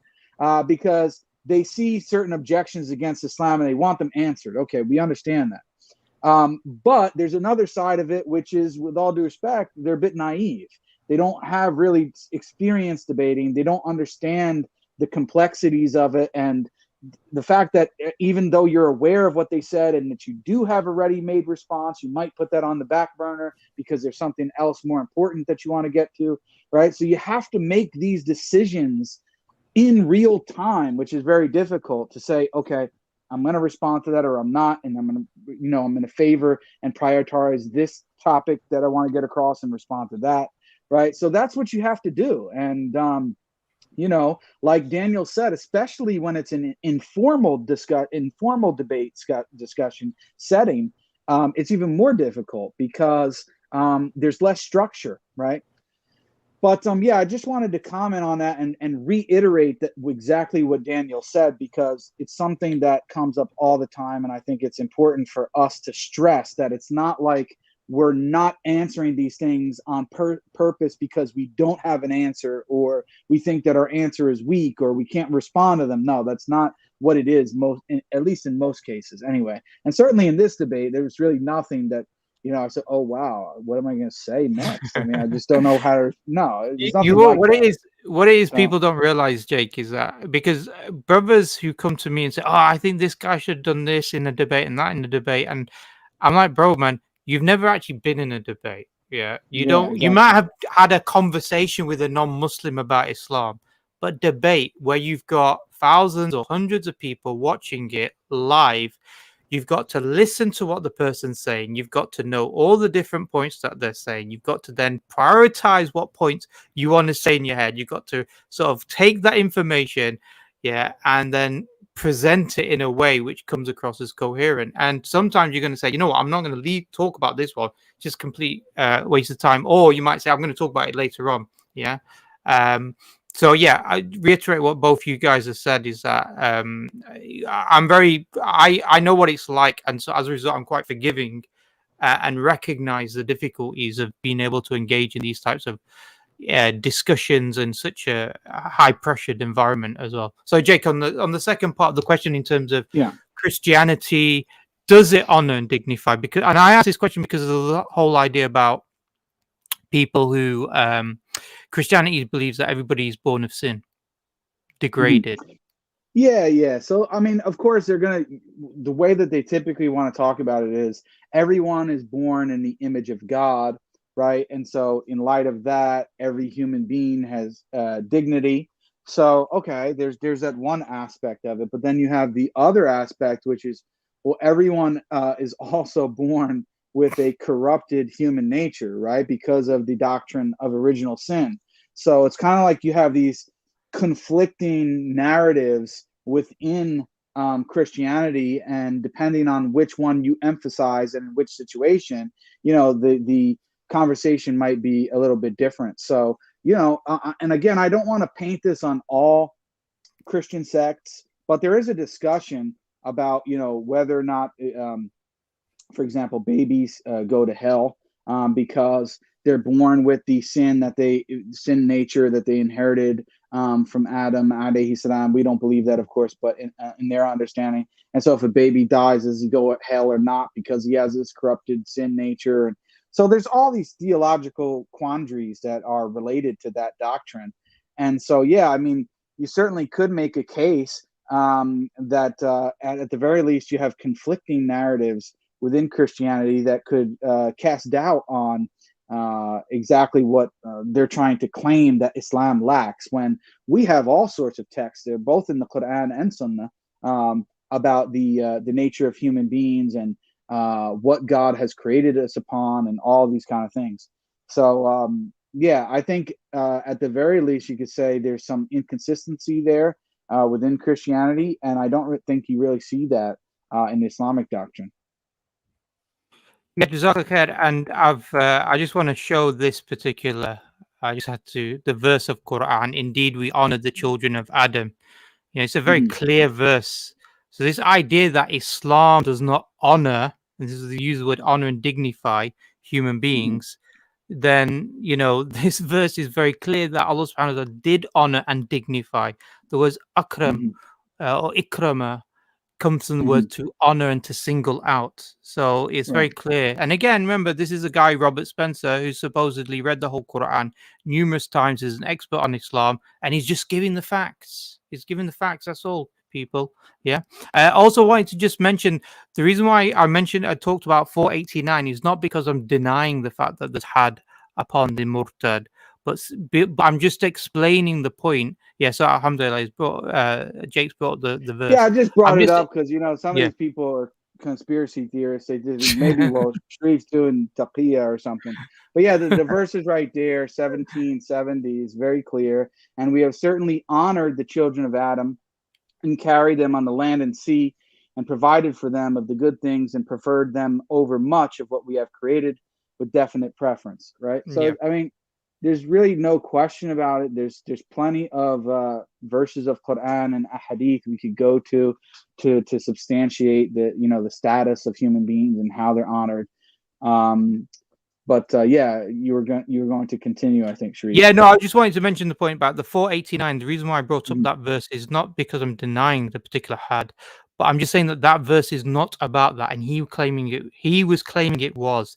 And the verse goes on to talk about the very next verse, then goes on to say, gives an exception as to who not to fight. So I'm not going into the tafsir of that verse. I'm just saying that he's misrepresenting the verse of Quran. So I want to go on to this one because I think this is a really important point. Robert Spencer, and this, I know we've talked a lot. We've gone a little bit on other things because there's a few things that we need to address within this topic area.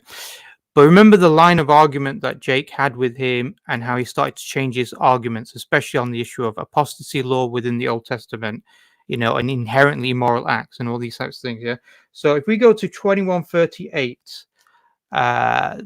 he changes his argument again, basically. Yeah. So he's saying New Testament, you know, it abrogates the Old Testament. He doesn't seem to want to get the argument that's being made. So. Okay, yeah, I'm just sharing the screen now. Give me 1 second. Here we go. Okay. And supposedly loving Jesus with immorality. Not sir. at all. If you don't see that contradiction and hypocrisy, it's not in the least. Can't really do much for you. Well, it's not in the least contradictory or hypocritical because that is God actually ordering something directly. Was God wrong for that? Now, the question here is whether the Muslims, when they put people to death for apostasy today, are likewise authorized by God in some direct manner. Now, obviously, there you go. The question is, then it's not inherent. So I don't know if you guys want to comment on that point because that's a pretty big admission. Yeah. Let me just replay that section. Because that is God actually, or at least contradictory or hypocritical, because that is God actually ordering something directly. Was God wrong for that? Now, the question here is whether the Muslims, when they put people to death for apostasy today, are likewise authorized by God in some direct manner. Now, obviously, that's what matters. Yes, the question is... then it's not inherently immoral. It just matters what is the correct religion and whether or not God is actually revealing it. Yeah, if you study the Old Testament... There you go. So, and that's the correct response. I mean, look, again, correct, Sharif. He changed his position again, and now he's basically coming to the position of David Wood that David Wood did in his debate with Daniel. But you know, and I've mentioned this to Daniel several times. I don't think it's been highlighted enough. Actually, I think I'm going to do a separate video on my channel where now I'll combine this segment with the David Wood segment and Daniel's debate and really break that down. It really needs its own sort of separate video to be emphasized just on this point alone. Why? Because these guys' entire career crumbles right there. Because now it's the case that, okay, apostasy laws and blasphemy laws and all the other things that they want to criticize, they're admitting that it's not inherently immoral, right? But their entire objections are based on the assumption that it is inherently immoral. And so all of those objections go by the wayside. And now what really matters is, what is the correct religion? Is Christianity true?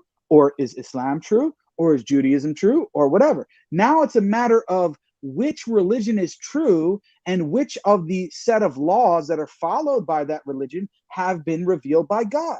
Now that's an entirely different discussion. And that's the whole point of what my argument and what Daniel did with David Wood in their debate.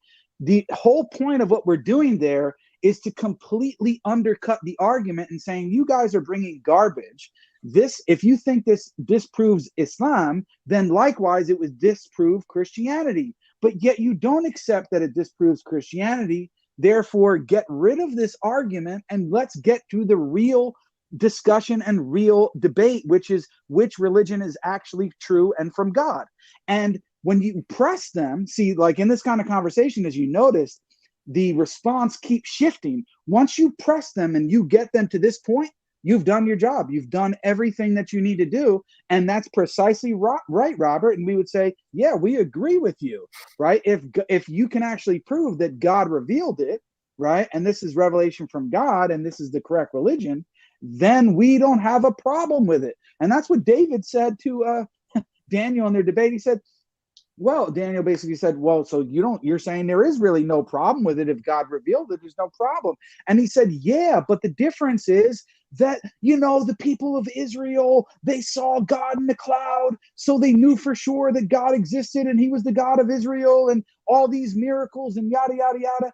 I understand all of that, right? But obviously, we as Muslims are going to claim the same thing, that we have the correct religion and it's based on, and we can give you all the different evidences and the miracles of the Prophet, alayhi salatu wasalam, right? So that's where the debate is. Now the debate is over which religion is true. And once you've gone to that point, all your Islamophobic garbage and your whole career goes out the window. That's why I think, as Daniel would notice, and even if after this has been pointed out, we clearly pointed it out in the debate, we're reiterating the same reason we're bringing this argument up, what our objective is, and we're showing you that we get to the objective with both Robert Spencer and David Wood. Now, here's the question.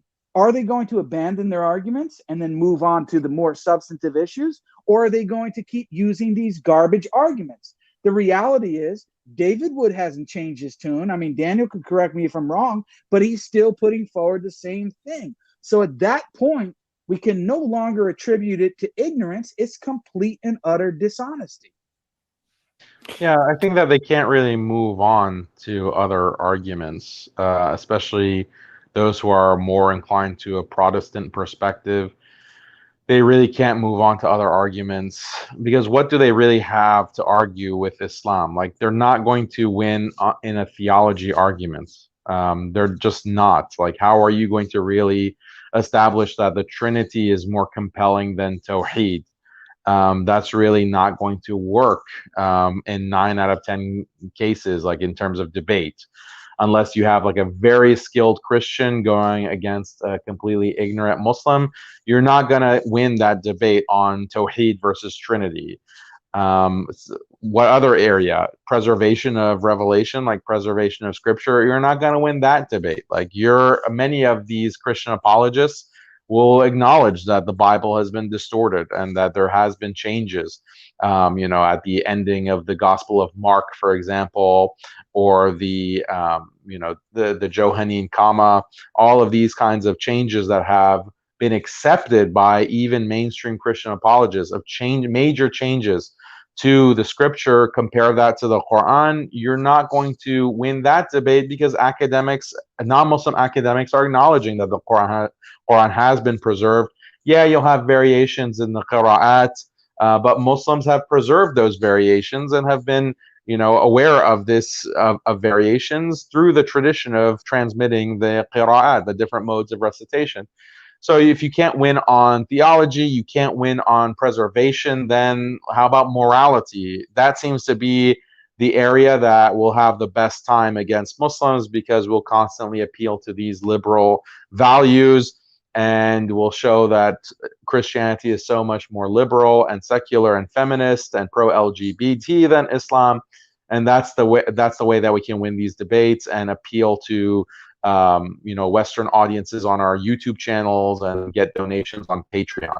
That's the strategic decision that they have made, but we're basically destroying that third option. The last kind of option that they have for arguing against Islam is completely destroyed by this type of argument that Jake ran in the PBD podcast. So I don't know what's their next move. Are they just going to insist on making these dumb claims about, killing the apostate, etc.? It seems like the game is over. The jig is up, as they say.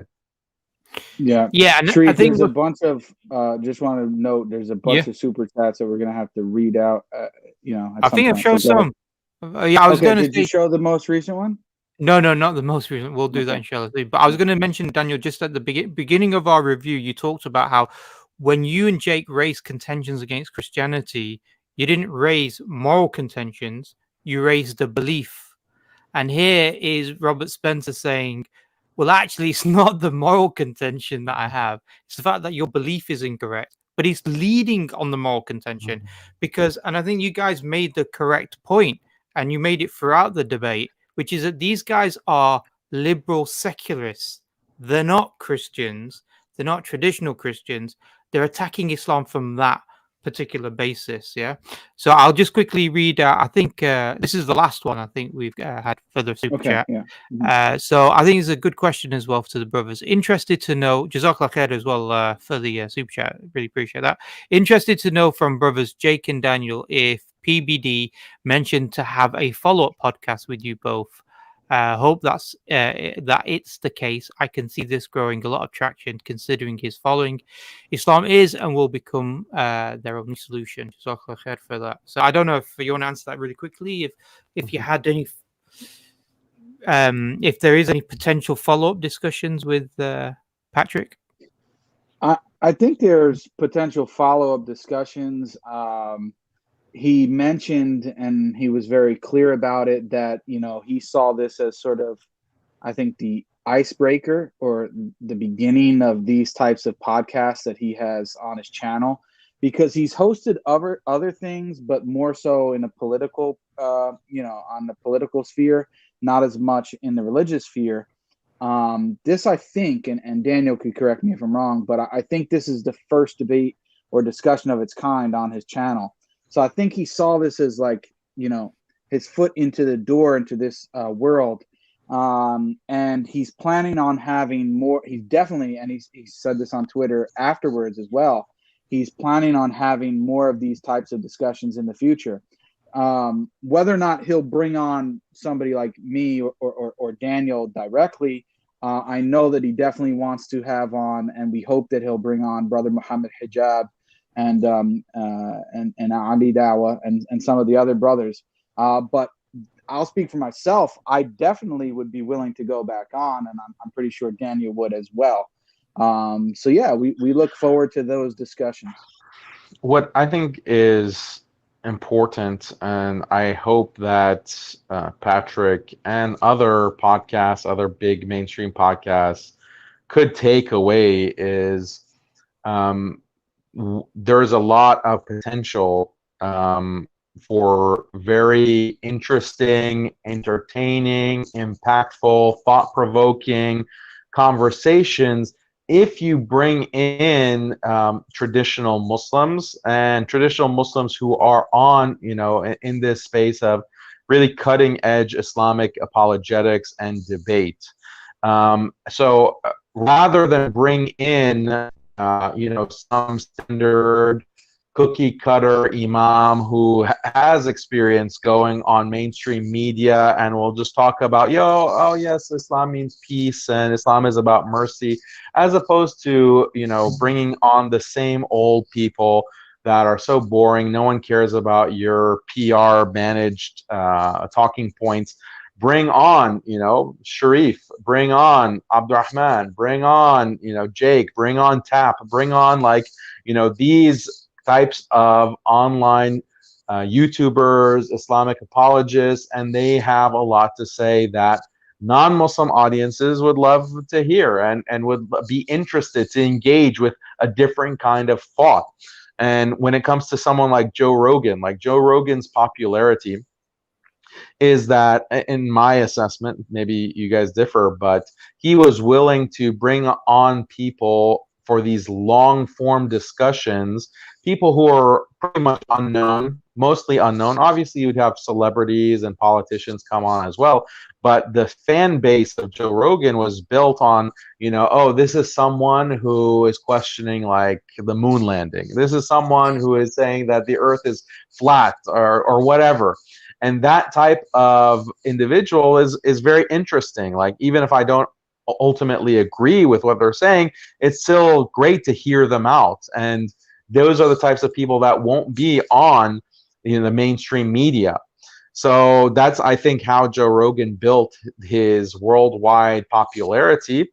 And why aren't Muslims, in that kind of, in those discussions as well, brought onto these podcasts?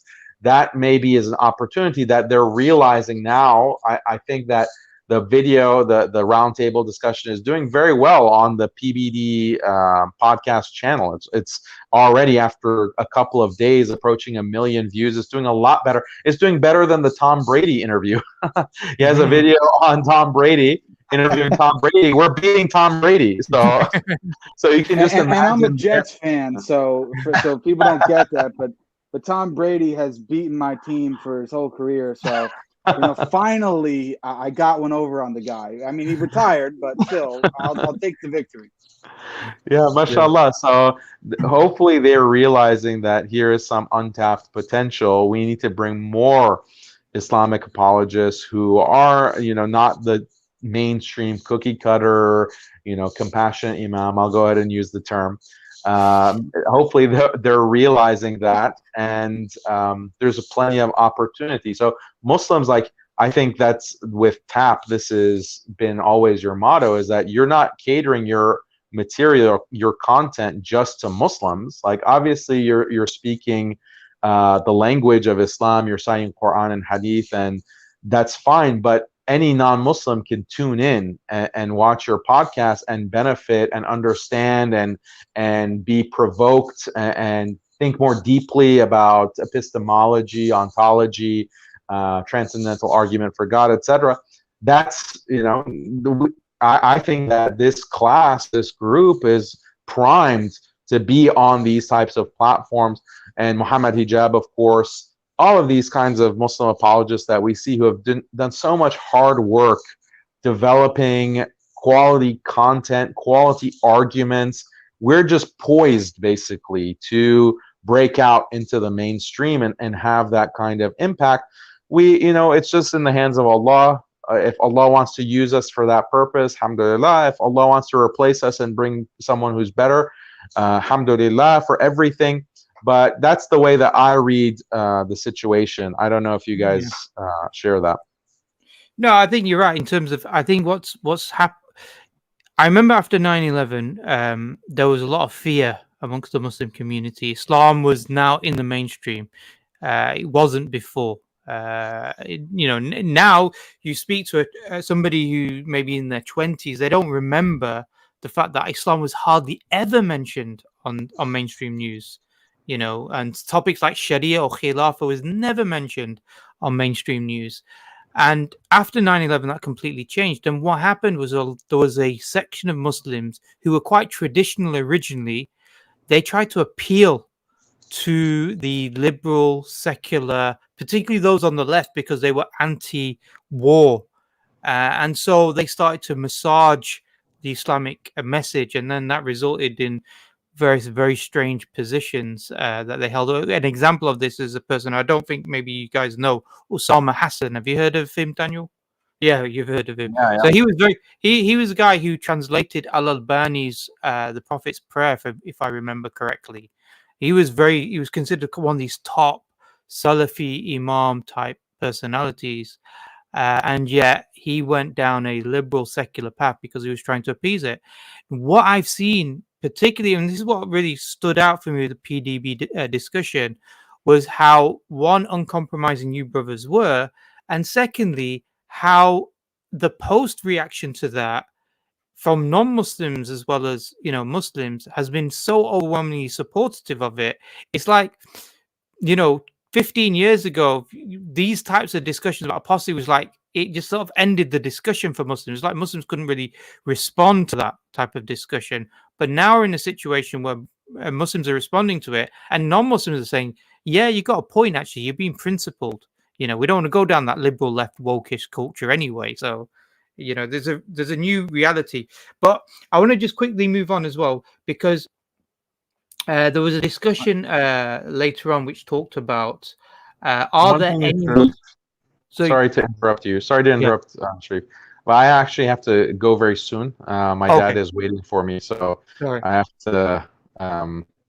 you guys continue, obviously, without me, but... Daniel, how long have we got with you? Just like 2 minutes, literally. We have to go. I have to help my dad with something. I'm actually at his house right now, so... Okay, no. That's why I'm using my cell phone, but I didn't want to pass up the opportunity to join you guys and do this post debate. So no problem. Really appreciate it, Daniel. I know it's been 2 hours. It was a 2.5 hour, and we've covered that. I think the main issues as well regards to this. I don't know if there's any final thoughts in terms of your discussions on the PDB.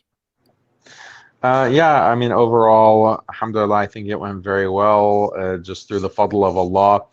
And I really appreciated everyone involved, from Muhammad Hijab to Ali Dawa to Eddie from the Dean Show, Jake, of course. And I am very excited, and I want to see, Tap on the PBD podcast. I want to see, Muhammad Hijab. I want to see Ali Dawa. I want to see Muslims who are going to represent an unapologetic view of Islam and defend Islam in this way. Inshallah, there's a lot of opportunity. So I'm very excited, and I think we should be celebrating. That's what I'm doing right now. I just got back from my trip, because after Florida for the podcast, I was in DC for a couple of programs, and I just got back this morning, and it's all sinking in, the reaction, and everyone's, analyzing it, talking about it, thinking about it. So it's a good time. So alhamdulillah, we have to do salat al-shukr and be very grateful to Allah. But please continue the discussion. Please continue the podcast, and I'll tune in. I just have to go help my dad with some work. If you can come back and we're still on, Daniel, inshallah, you're most welcome, yes? Okay, it might, if you're still on in 2 or 3 hours. Maybe not that long, no. Okay, but definitely we'll catch you next time, inshallah. Jazakallah khairan. Okay, assalamu alaikum wa rahmatullahi wa barakatuh. So we're still going to continue, inshallah, with Jake. We've covered a lot of the fundamental points, I think, in terms of approach regards to this. But there's loads of things really to get through, but I don't want to just go through every single point, because there was a point where I think it was Rashid, he mentioned that Jesus, it's 27 minute 36, where he said Jesus didn't stone the lady for adultery, he stopped it. And he was trying to argue that look how merciful Jesus is in the New Testament. I don't know if you want to respond to that. Yeah, I mean, that story is a well-known forgery. I mean, it's not actually authentic. It's not original to the text of the Bible, and Christian scholars, even conservative Christian scholars, admit that. So, and again, here's a perfect example where, of course, I know that, and I would have loved to have said that at the time and say, wow, you actually used an example based on a fraudulent text that's not actually authentic. But I chose not to mention that because I wanted to stick to what I thought was more important point. So yeah, I mean, if there are a couple other things like that, Sharif, that you want to do just like a quick little rapid fire that we could just answer here rather than playing the video, because people, by the way, if you haven't, and it's something we should obviously mention, if you haven't watched the video yet, obviously we're not playing large portions of it, so go ahead and watch it and then maybe come back and listen to the review, and it'll give you a better understanding. But for most people, I think, that are watching this live and that will watch it afterwards, already have watched the video, right? So we don't need to, I think, play a lot of these sections. We can just refer to them and people remember. Yeah. That's fine. So I think there was I wanted to bring up a quote actually about this idea that Muslims are killed. Are there any Muslims killed for being Muslim? And this was a discussion saying nobody's killed for converting from Islam to Christianity. Sorry, from Christianity to Islam. But yet Muslims are killed. But yet Christians are killed if they convert the other way. From Islam to Christianity. And I think Daniel made the point. I was going to ask Daniel this point, but obviously he had to leave. And the point was about the fact he made the point about how there are Muslims who are killed, there are Muslims who are censured, there are Muslims who are criminalized because of what they say and what they believe in. I don't know if you want to mention any points on that. Not really. I mean, I think that's true. I mean, we could go through examples, but I'm sure a lot of people know that. I mean, like, look, on this YouTube channel and this stream right now, we just can't say whatever we want because maybe the video could be taken down, or we'll receive a community strike, or maybe the whole channel can be taken down. So, speech is censored in that way on social media platforms and even in everyday real life. So yeah, I think that's really clear. Yeah, and I wanted to. There's a quote that I came across. This is by Sam Harris, well-known, famous atheist, and he's trying to justify the CIA drone strike program, and the drone strikes were taking place against people who weren't even involved in violence. They may have supported aspects of the struggle and against resistance to occupation or whatever it was, but they weren't directly involved in violence. And he said, this is his quote, he says, some propositions, meaning beliefs, some propositions are so dangerous, it may even be ethical to kill people for believing them. Yeah, so this is what Sam Harris was arguing, that there are some people that can be killed because of what they particularly believe in. And we saw this being prosecuted within the Muslim world. So there was this program called the CIA Signature Drone Strike Program, which basically targeted people and killed and executed them based upon, in some cases, where they were, the fact that they were of military age, and also what beliefs that they had as well. Yeah, I think we're being invited by, joined by Yusuf. Assalamu alaikum. Not invited, we're being invaded. I am invading. Forgive me. Assalamu alaikum. Alaikum, bro. How are you? Alhamdulillah, I'm good. How are you? Good. Alhamdulillah. Yeah, mashallah, it went really well, but I was watching it when it was going down, and I was dead happy with how it all worked out in the end. But so there was a bit of a gap between going from the live to jumping on the stream. What was it you were just talking about as I was jumping in? Oh no, just about the issue of how they were trying to claim that nobody's killed from converting to Christianity to Islam. But people are killed, and this is the point I'm making is that people have been killed because of the liberal secular values that have been imposed in the Muslim lands through wars, invasions, and CIA drone strikes. Go on, so there were two things I really wanted to sort of jump on. One was this idea that Christians don't do anything. It's not true. So the political context is a bit different in the West, where you don't have these sort of controversial groups. If you're a Christian and you want to go on jihad or crusade, the means by which you do that is just simply joining the army. And I grew up with friends who expressed that. They said, I want to join the army so I can go and kill Muslims. And there were people that discussed this in my teenage years and in my early 20s. So, it's not that controversial for them to do so. So they do get to go on their jihad. It's just not demonized in that way. And then the other thing is on that, Brother Rashid, I don't know which one you want to sort of focus on, but the other point I wanted to discuss was the whole point that, the apostasy laws. There was a video, I think, Jake, it might have been on your channel, where you showed this contradiction in his speech, where he was at one point saying he had to go into hiding, and it was, he was underground, and then the next. He's on Daniel's one. Daniel's done. Yeah, I think Daniel posted that. Yeah, I can't remember his channel. But I was watching it, and so 1 minute he's saying he had to go underground and he was in hiding and so on and so forth, and then the next he was like he was really successful, and he didn't leave for economic reasons because he was perfectly fine. Something that I think people forget is that the apostasy punishment is in the hands of the apostate. Like, there is literally so many ways of avoiding that punishment. Number one, you just don't speak out. You don't make it public. Number two, even if you do and they grip you, you're taken to a prison and you're given multiple days to speak with scholars and you're given an opportunity to repent. And in that time, if you don't believe in Allah, if you don't believe in Islam, then giving a false repentance is the easiest way to just get out of it. You can lie. It's quite easy. It's not that difficult. So the punishment is only applied to the most stubborn person. And the whole point of the law mainly is just to protect the community from a lot of the nonsense and the chaos that gets splurted. But these people, they have, like for example, the Rashid guy, he could have just not said anything and he'd have been fine. He wouldn't have had to go into hiding, because there's no way we would have ever have known in an Islamic state that he was someone who had to left the religion unless he makes it public. Jake, so just really quickly, is there apostasy laws in Morocco at the moment?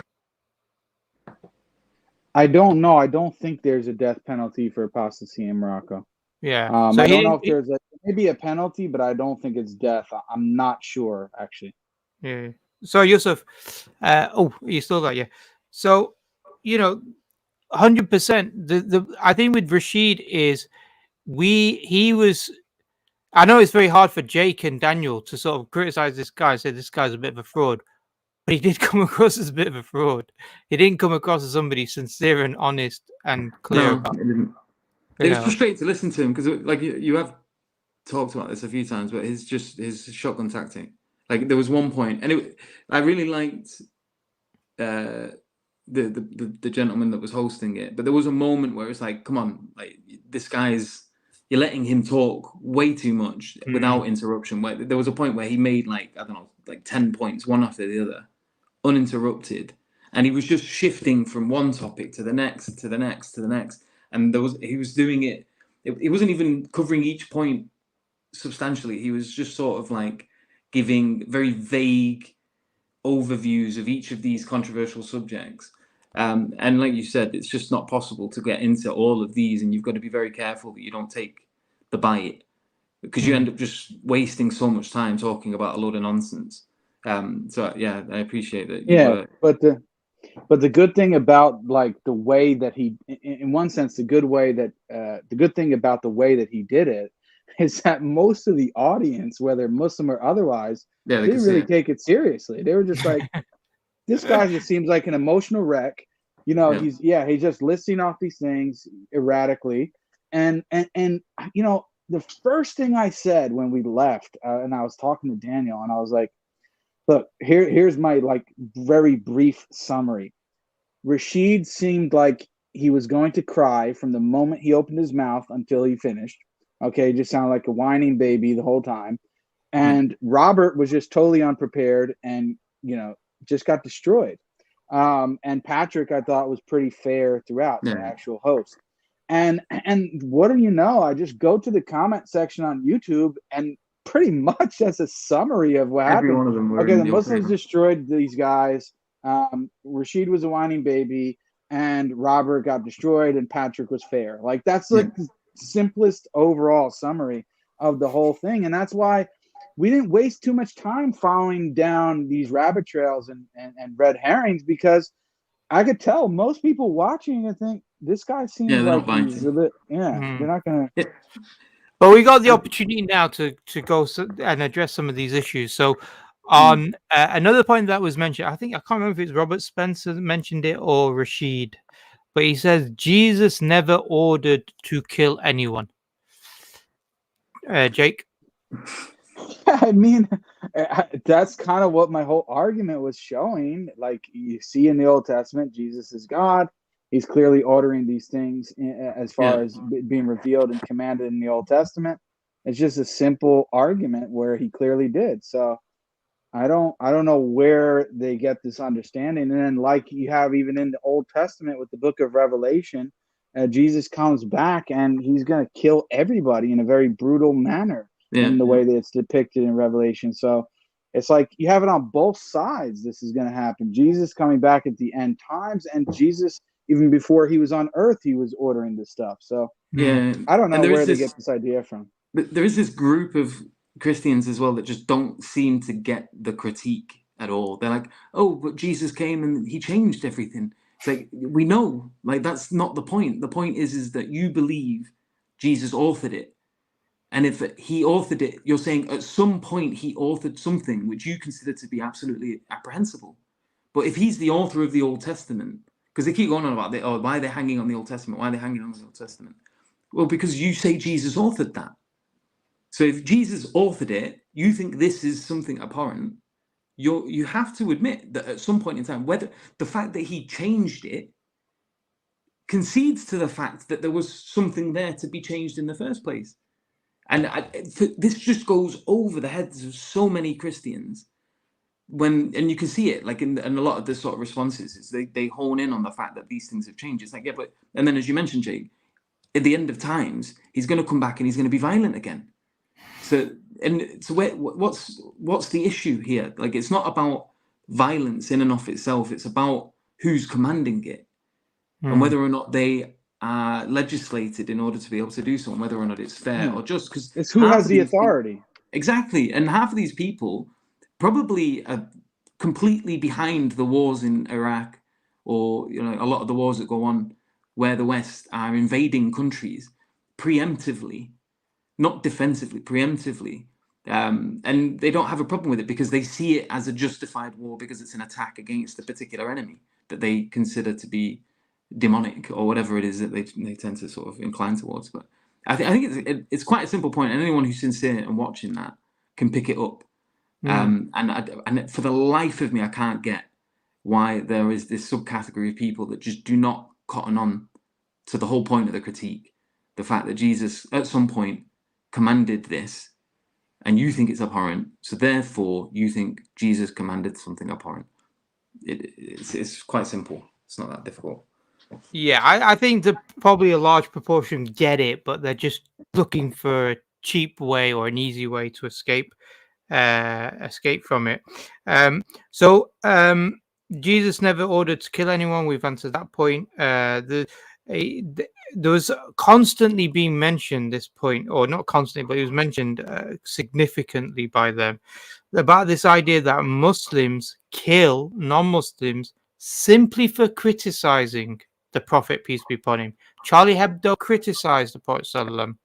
Other people have criticized. I just want to know from do Muslims simply kill people simply for disagreeing with Islam being true or having some sort of criticism? Is that the discussion?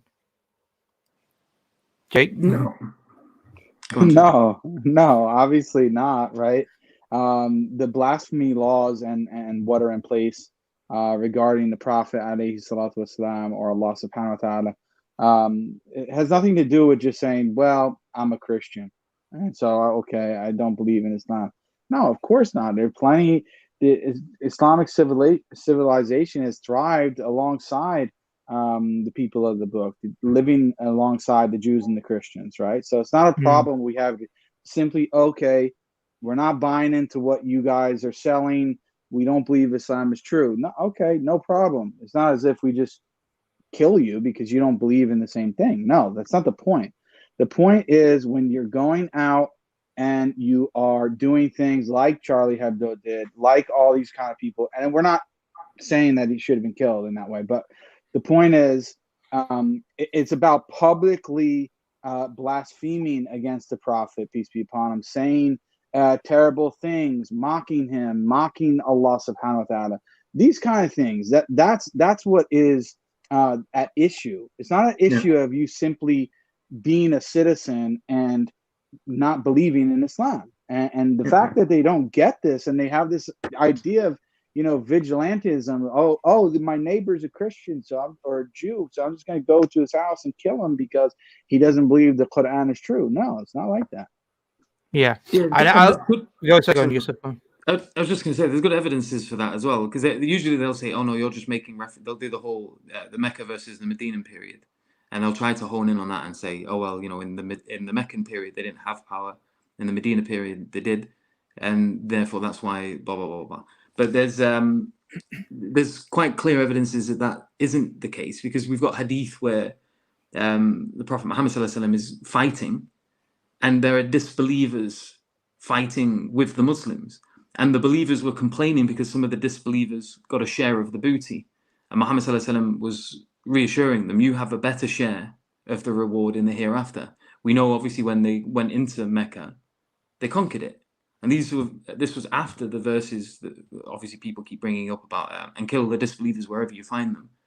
They marched into Mecca and they didn't slaughter everyone. There was no warfare. They went in and they captured it. And if those verses were to be understood in the way that people like Robert Spencer are trying to say that they should be, then why did Muhammad ﷺ and the Sahabi not enact the verses as you would have thought they would have done, if it means what people like Robert Spencer try to suggest that it means? No, it's quite clearly not the case. Even Prophet Muhammad ﷺ had his uncle Abu Talib. The Quran even makes mention of the Prophet's love for his uncle and says that the guidance is with Allah, not with you. Your job is to give the message. So it's quite clear that it's not this sort of blanket. Oh, if you do not agree with us, that means you're now on a hit list. It's not that at all.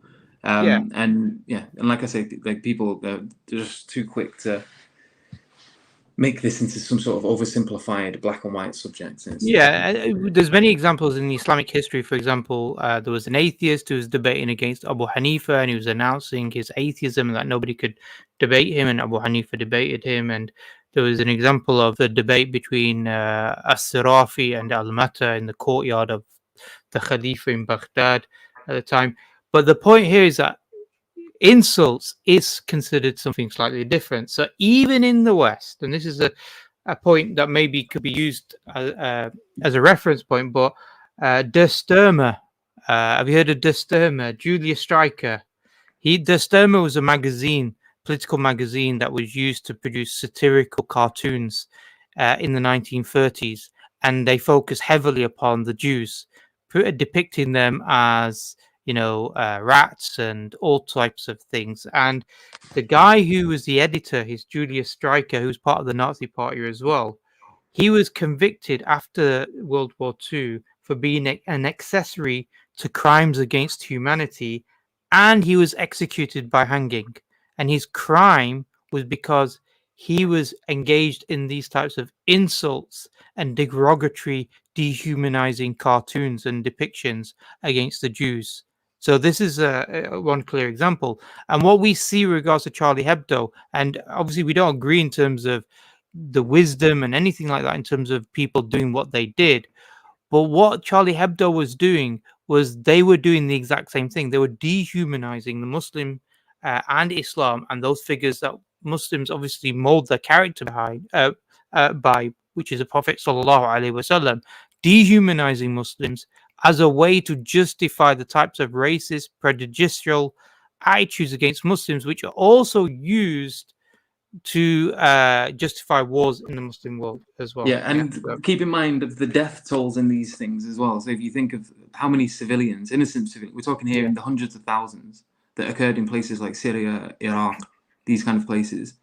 So they like to make it sound as if their demonization of a particular group of people has no wider consequences. It's just simply not true. The death toll is very clear, but these are just brushed aside as collateral damage or completely forgotten about when you're talking to certain individuals. And again, like if you look at a lot of the language that was used in the justification for these wars as well, there was a religious tinge to it. They did see this as a form of crusade. That may God be with us, and all of this was being mentioned in the justification and in the build-up to these wars. And then when they went there, they indiscriminately bombed certain places and killed hundreds of thousands of people, including men, women, and children. And yes, it's this silly notion that the West doesn't kill. It's just not true. Many people have been taken and killed without trial. They've been locked up. Even the way you look at a lot of these, they look like concentration camps, but they call it, a refugee camp. You've got these places surrounded by barbed wire. You have absolute poverty in these places where the women and children are given petty food rations. We did a ration challenge with the EFL brothers not long ago, and part of that challenge was to just eat the rations that were given to the Syrian refugees in these camps for a couple of weeks, and it was excruciating because it was just not much at all. And this is just what they had to live with. They had to deal with crime, attacks, rapes, prostitution, and then maybe just down the road you'd have these huge army camps, which were filled with air conditioning units. They had really great food rations. They had entertainment, computer games, gyms, security. It was just worlds apart. And so to talk as if the West is some sort of knight in shining armor going around saving the planet and they're not guilty of any crimes, it's just absurd. And I don't know, it's frustrating to hear people sort of push these tropes as if there isn't any evidence against them. Cool. Right. So Jake, there was on 49 minutes 55, we don't have to play the video, Robert Spencer. Again, I just want to show the dishonesty to the audience about this guy. He quotes a verse of Quran, which basically is saying that the believers, they show compassion amongst themselves and they show harshness against the disbelievers. And so he's trying to argue that as we're commanded to be harsh and this, to non-Muslims, and this demonstrates how we don't have this idea of honor and dignity for human beings. Again, he's just reporting Islam. He doesn't, he's not critiquing it. That's what he claims. But there's a verse, chapter 60, verse 8 and 9. I don't know if you can bring those verses up, or verses 8. Yeah, 8 and 9, let me see if I can find it. Quran 60, verses 8 to 9. Yeah. Yeah, okay. I don't know if you can read that one out for us, Jake. Yeah, I'm just trying to see if I can pull it up here. Mumtahanna. Yeah. Okay, here it is. Let me just share my screen so people can see it. Okay. Yeah, so it says, Allah does not forbid you from those who do not fight you because of religion and do not expel you from your homes, from being righteous towards them and acting justly towards them. Indeed, Allah loves those who act justly. Allah, and then this is where you can see the opposite of that. Allah only forbids you from those who fight you because of your religion and expel you from your homes and aid in your expulsion, forbids that you make allies of them, and whoever makes allies of them, then it is those who are the wrongdoers. So yeah, I think it's pretty clear, right? As far as being righteous and just, we're supposed to do that with not only Muslims but with all of humanity. And Allah subhanahu wa ta'ala loves those who act justly and righteous towards humanity. However, when it comes to people forbidding us from our homes and fighting us and expelling us from our homes just because of our religion, then no, we're not going to be, hey, Mr. Nice Guy with them. And we're not to make allies with them. We're to defend ourselves.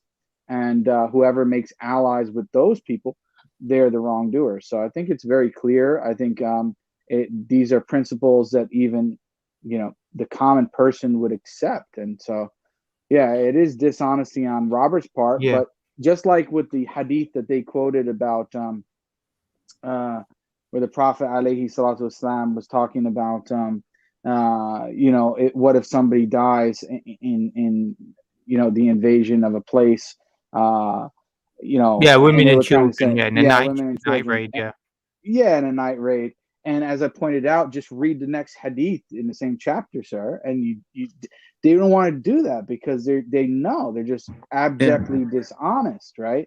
And notice that, and I want people, if they go back and notice this, when I gave that response, they never came back to that issue again. They actually never refuted my response because they knew I was correct, right? So some of these guys are not, it's not just they're ignorant, they actually know.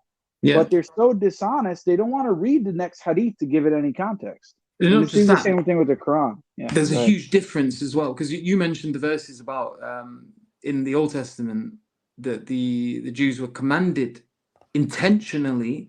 Yes, intentionally. To kill children. It's like you go in the house and you see the mother. Think about old warfare, right? You go in the house and you see the mother there holding the baby. And you take the baby. Just chop the head of the baby off. Yeah. And just chop the head of the woman off. This is not what Islam teaches at all. It's completely different. So the difference is very specific. The difference is with regards to intention. And if surely intentional killing, where you, like you said, you go in, you find them, you take the children, and then you kill them, is if they have a problem with the unintentional killing, like they're bringing up as if these are complete. And to keep in mind, if I remember correctly, they were bringing up this idea as a way to sort of refute Islam.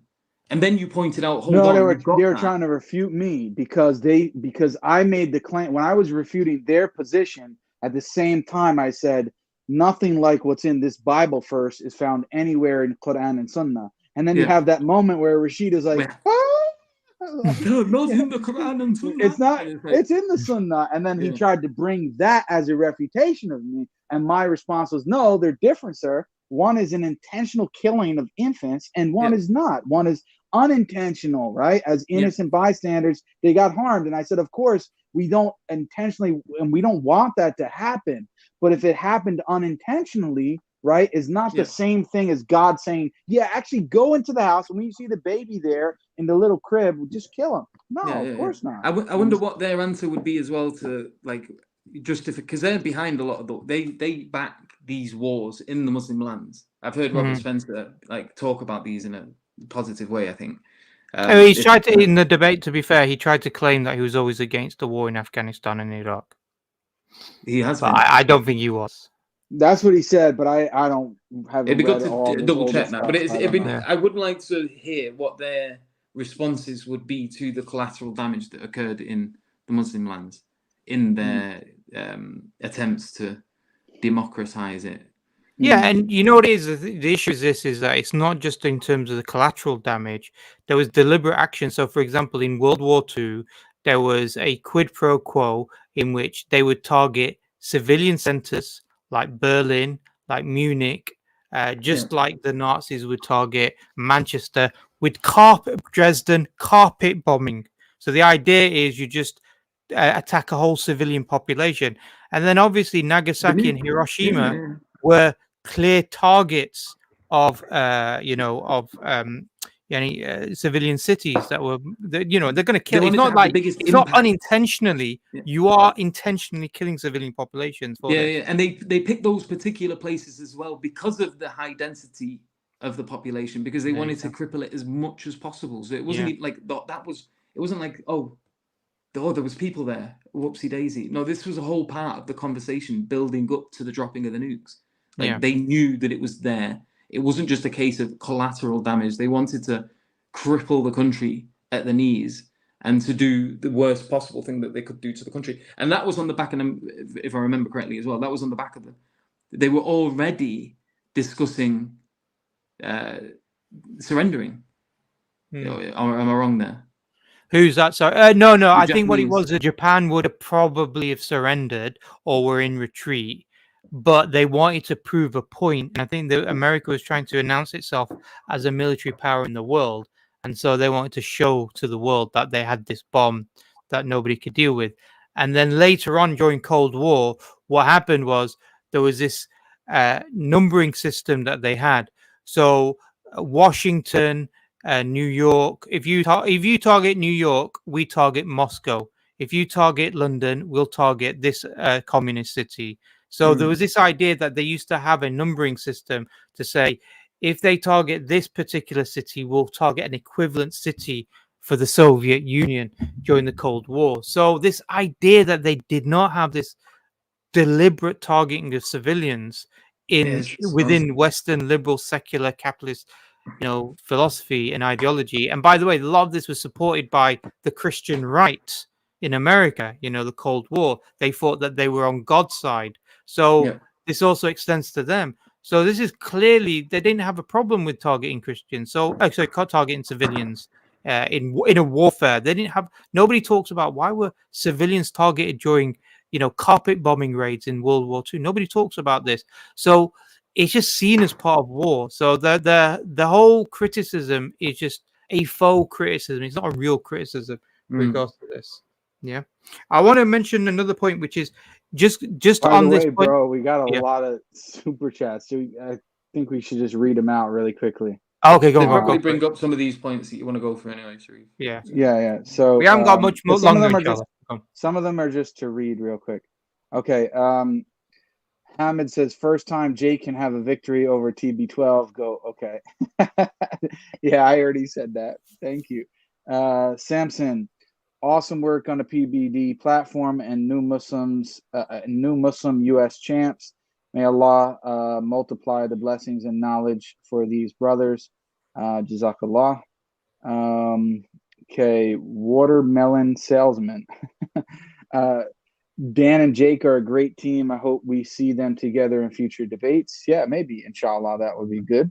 Hamid says, pray Tom Brady accepts Islam, inshallah. Of course, we pray that Tom Brady and every other non-Muslim accepts Islam. I mean, big shout out to Brother Daniel's Genius of Islam series. Interested to know if PBD has seen it. You would think they would have watched it, considering they are debating you. I don't think they have. To be honest, if you mean like the other two debaters, I highly doubt it. They seemed extremely unprepared for Daniel and myself. I don't know if Patrick himself has watched it. I know he said he was unfamiliar with me and Rashid. I think he said he was familiar with Daniel and Robert Spencer, but to what extent, I don't know. I have no idea if you watched that video or that series. Lath he became a new member on the channel. We appreciate that. Okay. Here we go. Shahnawaz Ahmed, they were prepared to use the same 2010s emotional tactics about apostasy and war, but Daniel and Jake disarmed them in the beginning, so they lost. Yeah, I think that's pretty fair summary. Val of Arabia sent a super sticker, sent two of them actually. Appreciate that. And here's the last one here from Noor, 1x1. In the name of Allah, most compassionate, most merciful, remember that the messengers came with true legitimacy. They were supported by the sole one, the king, the holder of supreme authority. Okay. All right, so those are all the super chats. I just wanted to get caught up on that real quick. No problem. Just after that, Jake. Next point. We just need Abdulrahman, and we've got the quartet complete, isn't it? Right. Anyway, so there's a point that I want to mention, because just to highlight this point, it just goes back to that point that he was trying to attack the Quran upon, where he was saying that the Quran says, "Be gentle, the believers are gentle amongst themselves and harsh against the disbelievers." Because obviously we quoted one verse which says, "No, Allah Subhanahu wa Taala does not forbid you from treating them justly," and also in another translation it says kindly as well, because that's part of the tafsir of that verse. Yeah. But there's also another verse, which is Surah Al-Insan, chapter 76, verse 8, where it says, "And give food in spite of their love for it, or for the love of him, to the miskin, the poor, the orphan, and the captive." Now, the point here is this is the captive, because in the tafsir, the tafsir of the word captive here means non-Muslim captives, to give them food, to give them sustenance. So, and it goes on, for example, in Tafsir Tabari, about that particular verse, Allah has enjoined kind treatment of captives, and the captives at that time would have been, as an explanation goes on, would have been mushrikeen, would have been polytheists. So the idea that that Islam degrades human beings, that we're all meant to be harsh to them, all these types of things, is a complete misinterpretation of the verse of Quran, which is indicating a time of war and on the battlefield. Yeah, when it comes to this issue, it's not a general perspective. Yeah, so we've already talked about the permissibility of killing women and children in night raids. I think, Jake, one thing that you raised, you said read the chapter heading. Yeah, and he read it. So you're muted, Jake. Yeah, he actually did read it, and it refuted him. It actually said it literally there. Yeah. But you know what he did, Jake? He went. He sort of mumbled the last bit. Yeah, he mumbled it. Yeah, he didn't. Yeah, I don't know if you want to go to it. He's a snake. I mean, that's all the guy is a snake and a liar. Let's just go to it really quickly, because I want to see how he mumbled it. It's 1 hour and 6 seconds. Roundabout. Well, you bring that up as well. I just want to address. There's a comment by some ex-Muslim in the chat that says, "Without lies, Islam dies. Without murder, Islam does not go further." That's why there is the death penalty for apostates in Islam. Well, if that was true, Islam wouldn't be growing in the West. Yeah. Like, it just wouldn't be growing. You wouldn't see people like myself or Jake converting to Islam, along with many of the other brothers across the Western world that are embracing Islam without the threat of violence. The violence is on the other hand, isn't it? The violence and the discrimination is going to be for the one who converts to Islam, not the one, who leaves Islam. Yeah, exactly. You're much more likely to get attacked as a race traitor or or whatever, because the Muslims are completely outnumbered here. Like we in the UK in particular, we make up, what is it, like 2 to 5% of the population? Probably closer to 5% now. What was it? An hour and 6 minutes, you said? No, an hour and 6 seconds. Okay, here. No, let's the show one it from hour here. mark. Yeah. Permissibility. Yeah, that's the one I'm talking about. Can you read this to him? He Yeah. said there's Yeah. no Permissibility. nowhere in Sunnah. Just read it, please. This is Sahih Muslim, Yeah, and I'll which is respond one of to it. I know the the text. hadiths. Well, you said Permissibility there of is none. killing I women know and the children text. in night raids. Can you So start long from as the beginning? Okay, start from the beginning. Go for Read it. the actual text. permissibility. Will you stop interrupting me? I did not interrupt you. Permissibility of killing women and children in night raids, so long as it is not done deliberately. It is reported on the There authority. you go. Sa'd ibn There Jathama. you go. So long as it's not done deliberately, and that's the whole point, genius. His voice And went a that's bit quiet Yeah, when he so said long that as it last is not bit. done, so long it is not deliberately. Maybe no one Yeah, will I know. mean, it's like, yeah, I mean, the guy is a snake, man. Like, he didn't even have enough sense not to read it. Like, he would have done himself a better service if he didn't even read the heading of the hadith. Just read the hadith if you wanted to pull one over on the audience. But you can't even lie properly, man. It's so unbelievable, honestly. So okay, there's another. So obviously, the hadith about forbidding killing and targeting women and children is well known. If people want to check it, just Google it, man. It's just so easy to find that one. Yeah. But there's a discussion that took place, or it wasn't really a discussion, but it came up very briefly about Banu Qurayza. I don't know, Jake, if you want to address the issue of Banu Qurayza. I think Daniel addressed it in the video. He said that they'd broken the treaty.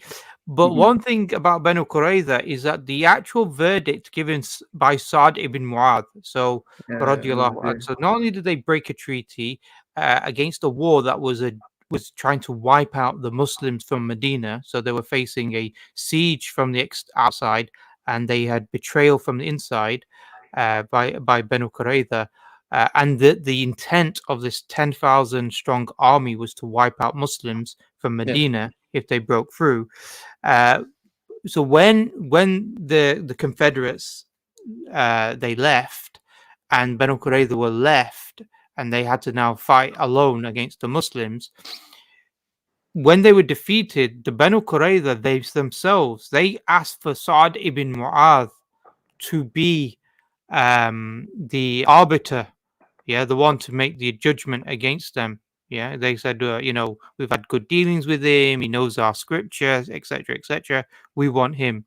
And so Sa'd ibn Mu'adh, who made the judgment of the killing. I don't know if you've come across the particular verse, Jake, because I've got it up here. So I think it's Deuteronomy. Wasn't he a convert from the Jews? I don't think he was a convert. He had ties with them, and he was seen as being close. But it's Deuteronomy chapter 20, verses 10 to 18. Do you want me to pull it up and read it out? Yeah, might as well, because it's a good discussion to have, because it's always brought up. Because the point here is that what the Muslim narrative or the hadith states is Sa'd ibn Mu'adh made the judgment according to the Old Testament. Yeah. Okay, yeah. Let me just share my screen. I'm sure they asked him because he was an ex-Jew, or he had Jewish lineage. Was this not that? Okay, so this is Deuteronomy 20, verse 10, right? 10 to 18. Yeah. Yeah. Okay. When you march up to attack a city, make its people an offer of peace. If they accept and open their gates, all the people in it shall be subject to forced labor and shall work for you. Wow, that's nice. If they refuse to make peace and they engage you in battle, lay siege to that city. When the Lord your God delivers it into your hand, put to the sword all the men in it. As for the women, the children, the livestock, and everything else in the city, you may take these as plunder for yourselves, and you may use the plunder the Lord your God gives you from your enemies. This is how you are to treat all the cities that are at a distance from you and do not belong to the nations nearby. However, in the cities of the nations the Lord your God is giving you as an inheritance, do not leave alive anything that breathes. Completely destroy them. The Hittites, the Amorites, the Canaanites, the Perizzites, the Hivites, and Jebusites, as the Lord your God has commanded you. Otherwise, they will teach you to follow all the detestable things they do in worshiping their gods, and you will sin against the Lord your God. There you go. Yeah, it's such an own goal for them, because this is like, number one, what was funny to me was when they were talking about how the Muslims spared the children. Like, they brought it up as if this was some sort of major critique, that the Muslims didn't kill the children. Like, I don't know what their point was with that exactly. But then, Well, the thing is, they were claiming that the Muslims were allowed to kill women and children, isn't it? Rashid was saying that, and then Rashid goes on to talk about how they didn't kill women and children. In fact, Yeah. the narrations talk about those people who refused to, who are part of Banu Qurayza but refused to engage in the treachery. They weren't touched. Yeah. and also the Yeah, whole come. build up to this is completely neglected. Like, if you keep in mind, let's think of what's been happening up until that point. So you've got the Muslims who at one point lived in Mecca. Many of them were attacked. Those who were not a part of influential tribes, but were like part of the tribes of people like Abu Jahl, were tortured, some of them to death in some of the most gruesome ways. They consistently and repeatedly harassed, maimed, murdered Muslims countlessly for many, many, many years. They boycotted them to the point where many of them starved to death in some cases. They continually harassed them. They tried to assassinate Muhammad sallallahu alaihi wasallam to the degree that he had to flee his hometown. Then they went to Medina and were continuously being harassed in this place. They were then surrounded by an army 3 times their size, and these people did not have good intention. They weren't there to, start hitting piatas with the Muslims and that. No, they were there to like murder, kill, and maim every single Muslim, person that was there. And then you imagine now you're faced with an army 3 times your size at your gates. You're locked in to pretty much like a chokehold where you can't. There's no retreating here. They're surrounded by mountains, and then there's a trench in front of them.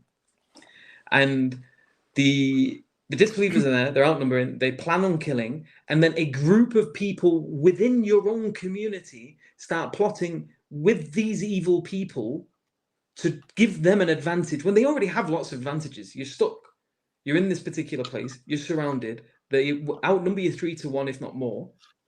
And what now? Like, this group of people are working against them. They're given a punishment according to their own laws, number 1. Number 2, the children are even spared. And yet this is somehow like putting these people to the death penalty is somehow controversial. This is somehow a refutation of Islam. It just doesn't make any sense to me. Like, it only sounds bad when you miss out all of the important context. Yeah. But also the other problem is that for Christians particularly, and obviously we know that these Christians are just speaking from a liberal secular bias, that's their framework, that's quite clear.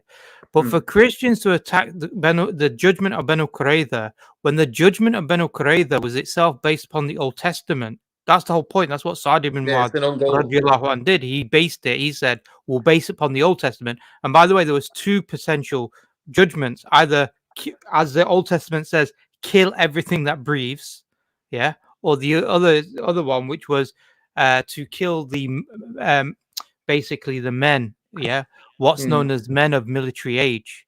Now, some people might turn around and say, but okay, fine, the Bible's wrong, and the Quran or the Sunnah is wrong for killing men of military age and these types of things. There should be concept of non-combatants, things like that. Well, there is a concept of non-combatants within Islam, but even in the West, even in the last few years, and I got a few quotes that I want to bring up.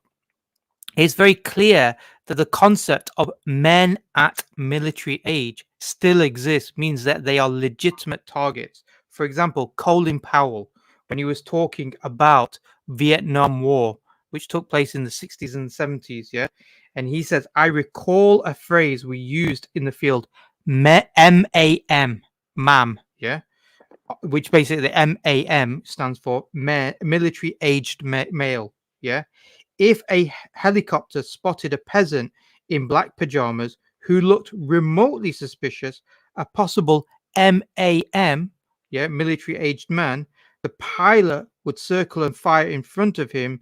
If he moved, his movement was judged evidence of hostile intent, and the next burst was not in front of him, but at him. Brutal, maybe so. Yeah.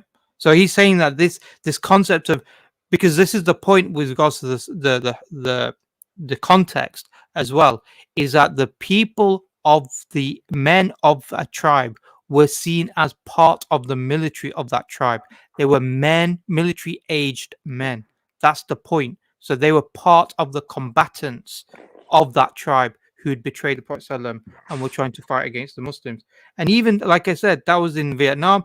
Even that Colin Powell talked about, during Obama's administration, there was something called, and I mentioned this earlier, CIA signature strikes, signature drone strikes. Yeah.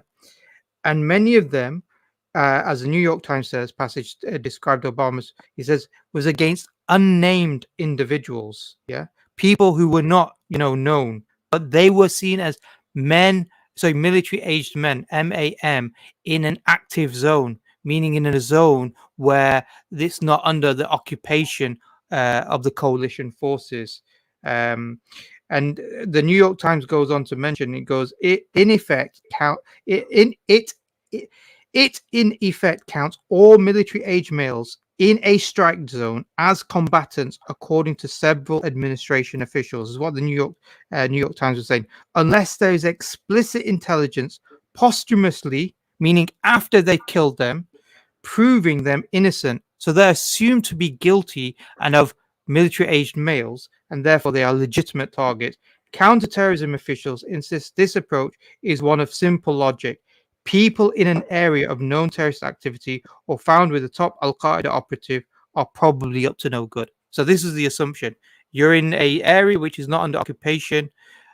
You're of a military age. You're a male. Therefore, you're a legitimate target. Yeah. So again, the attacks against Islam is double standard. Yeah. There is no single standard on this issue. Yeah. So I don't mean to go on for go on in regards to that. Let me just see. So there's a few other points. Okay, so apostolic succession, Jake, and the evolving doctrine of the Trinity. I think that's something we need to sort of address, which was at 1 hour, 37 minutes, 25 seconds. We're close to finishing, Jake. Don't worry. I know we've been on for a while. Oh, no. I was just going to respond to it. I don't think I really need to play it because I remember very well. Yeah. And I actually made it as a separate video on my channel. Yeah. So people can watch that. But basically, what's his name? Robert was responding to the claim, well, you have all of these differences within Christian doctrine over time. And so why can't Christianity develop into accepting, rainbow culture and all these other things going on? And Robert's basically response to that was, well, it can't contradict what was before it in the sense of apostolic succession. And he just means by that what Jesus taught and the apostles taught and so on and so forth, all the way down to the line. And I said, my response to that was, and it was a way of me trying to actually talk about the Trinity, because I didn't really get a chance to do that very much. So that part was my chance to do it. I said, well, that's not true, because even on core doctrines, you have a development over time, and that was accepted. I mean, you don't have the Council of Nicaea and then Constantinople until 381, declaring that Father, Son, and Holy Spirit are God, and there's this Trinity, and so on and so forth. And I use Justin Martyr as a textbook example. One of the reasons why I use Justin Martyr is because he's considered a saint in all the different churches. He's one of the early church fathers in the sense that he was born in the year 100. And a lot of scholars think that John, and I mean, there's some debate. Some people are trying to push the Gospel of John date later now than after the year 90. But a lot of scholars traditionally have said the Gospel of John is written somewhere between the year 90 and 95. And that's when the canon of the New Testament supposedly ends. Now, if we take that, well, Justin Martyr is just born 5 years after the last book of the New Testament has been written. So he's very early on. It's not like he's completely separated and divorced in time and space from the tradition. And he's a saint. They pray to the dead saints. They believe that Justin Martyr is a great saint. And in his works, he does not believe in the Trinity. He explicitly, is against the idea of the Trinity. I mean, he calls Jesus literally another God that is separate and distinct from the Father and is a lesser divinity. And then I used a quote actually after that, a secondary source from an Eastern Orthodox scholar his name is John Baer, and he's actually I think he's still head of what's called St. Vlad's or St. Vladimir's in the U.S. is a very well-known and prestigious Eastern Orthodox seminary. And he actually comments on the exact passage I read, and I specifically used him. I could have used Catholic or Protestant sources saying the same thing, but I used John Baer because he's seen as an Eastern Orthodox authority today, and Robert claims to be Eastern Orthodox. And he said the exact same thing. I read that quote out, and Robert was stuck. What could he do? So what did he do? He threw Justin Martyr under the bus and said, yeah, Justin Martyr was wrong. He didn't actually explain God correctly, but he's not a heretic because the doctrine of the Trinity was not dogmatically pronounced until 270 years later or whatever it was. And I just said, well, you're proving my point, and I can go to other church fathers, but obviously time didn't allow for that. Jay, I was going to say, so what he tried to contend with you, he said, look, Justin Martyr could make a mistake, but that's fine because he's not infallible. Yeah, that's fine, but it's going on to prove the point that when you talk about apostolic succession and that you're saying that Justin Martyr was an early church father who was carrying on the church tradition that was taught by Jesus and the apostles, well, that's clearly not the case on foundational doctrine. Now, so that's what it's meant to do. It's meant to undercut this idea of apostolic succession that he was appealing to in order to argue against how you don't have this slippery slope of being able to start affirming all of these doctrines that earlier were not accepted. And I'm saying you guys are doing that. Forget about on these social or moral issues. You did it on about who God is. And is Jesus God and man at the same time? Is the Trinity true? Is Jesus the second person of the Trinity? All of these things were later developments. I mean, Justin Martyr clearly wasn't teaching it, right? And so that's what I went on to show, that if he wasn't teaching this and that your doctrine of God developed over time, well, then of course you could on social and moral issues by greater reason. There was an interesting point that he sort of mentioned. I don't know if we can bring it up, because he made it like when you made that point, and he said, "Yeah, but the LGBT issue is clear." Yeah, he almost gave the impression that the Trinity is not clear. Exactly. Yeah, it's not foundational to the Bible, but the LGBT issue is. I don't know if you want to bring that one up or.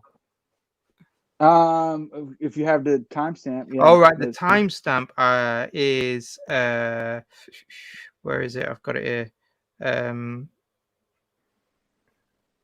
1 hour 37 minutes 25 seconds. Okay. Let's see. That's a massive issue because if you're trying to say the whole basis of your doctrine is not clear. But anyway, okay, 137 what? 25. Okay, here we go. Give them an opportunity to respond, and then we can go to the next issue. Yeah, I'd like to respond because Robert brought up apostolic succession and claims that these doctrines have been held, since the beginning of Jesus. Jesus proclaimed his message to the apostles, and they passed it on to early church fathers, and then all the way down the line. And it's been this consistent message throughout.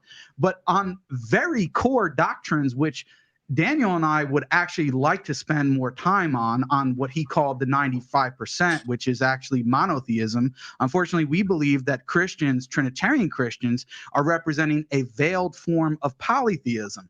And you claim that this was the consistent message over time. Well, let's see what Justin Martyr, your own saint, says. And he's in the beginning of the 2nd century. He was born in the year 100. In his famous dialogue with Trypho, chapter 56, he says this. Let's see if his theology is the same as yours, Robert. I shall attempt to persuade you, since you have understood the scriptures, of the truth of what I say, that there is, and that there is said to be, another God and Lord, subject to the maker of all things, who is also called an angel, because he announces to men whatsoever the maker of all things, above whom there is no other God, wishes to announce them. So Justin Martyr says that Jesus is a second God, is another God, separate and distinct, and he is a lesser divinity. Now, John Baer, who I'm sure you would know is a famous Eastern Orthodox authority today, he comments on this passage and he says this: as it is not God himself who thus appeared and spoke with man, the word of God who did all of these things, for Justin, quote, another God and Lord besides the maker of all, who is also called his angel, as he brings messages from the maker of all, above whom there is no other God. Then he says about this passage, the divinity of Jesus Christ, another God, is no longer that of the Father himself, but subordinate to it a lesser divinity. Now, that's just one example. Justin Martyr, who you would consider a saint, you may even pray to, as the Eastern Orthodox pray to dead saints. But the reality is that your theology, according to you, on the Trinity is actually more correct than the person that you're praying to. And I can go through a whole more list of on key doctrines, like the doctrine of the incarnation, the atonement, and the Trinity itself, that the early church authorities like Justin Martyr, Irenaeus, Tertullian, and on up until the 4th century never preached the doctrine of the Trinity, sir. So when you make the claim that your message has been consistent without, what we see in the very beginnings on the fundamental point of who God is, you did not have the same doctrine. It took to get to the 4th century, and that's why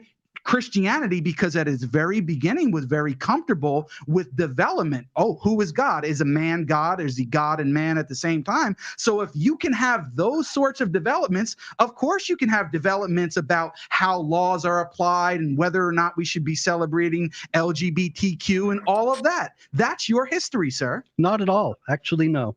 The difference is that when it comes to LGBTQ, it's very clear that homosexuality is immoral, and that this is the consistent teaching of all the Christian groups It's up such a until quite self-owned- recently. And so the ones that have changed that have departed from the faith. And you cannot have a development that contradicts what went before. The developments happen harmoniously. At the beginning of the Yeah, I mean, I think that's the point right there, Yeah. right? So, I mean, he clearly says, well, it's being against LGBTQ, it's so clear, as if what? But does that also the- undermine the whole apostasy thing? Like, that is about as clear as a verse as you get. Like, I don't see how you could read that metaphorically. Like, to mean what exactly? It's so, like, it is like the laws on apostasy, and it's not like they weren't applied. Like, people were being burnt at the stake for centuries.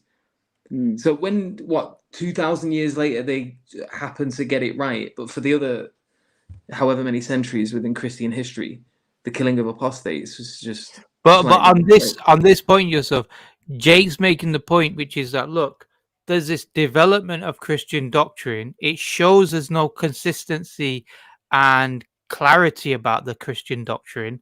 So why can't there be developed on the LGBT? And in response of that, Robert Spencer is saying, no, it's completely different because LGBT is clear.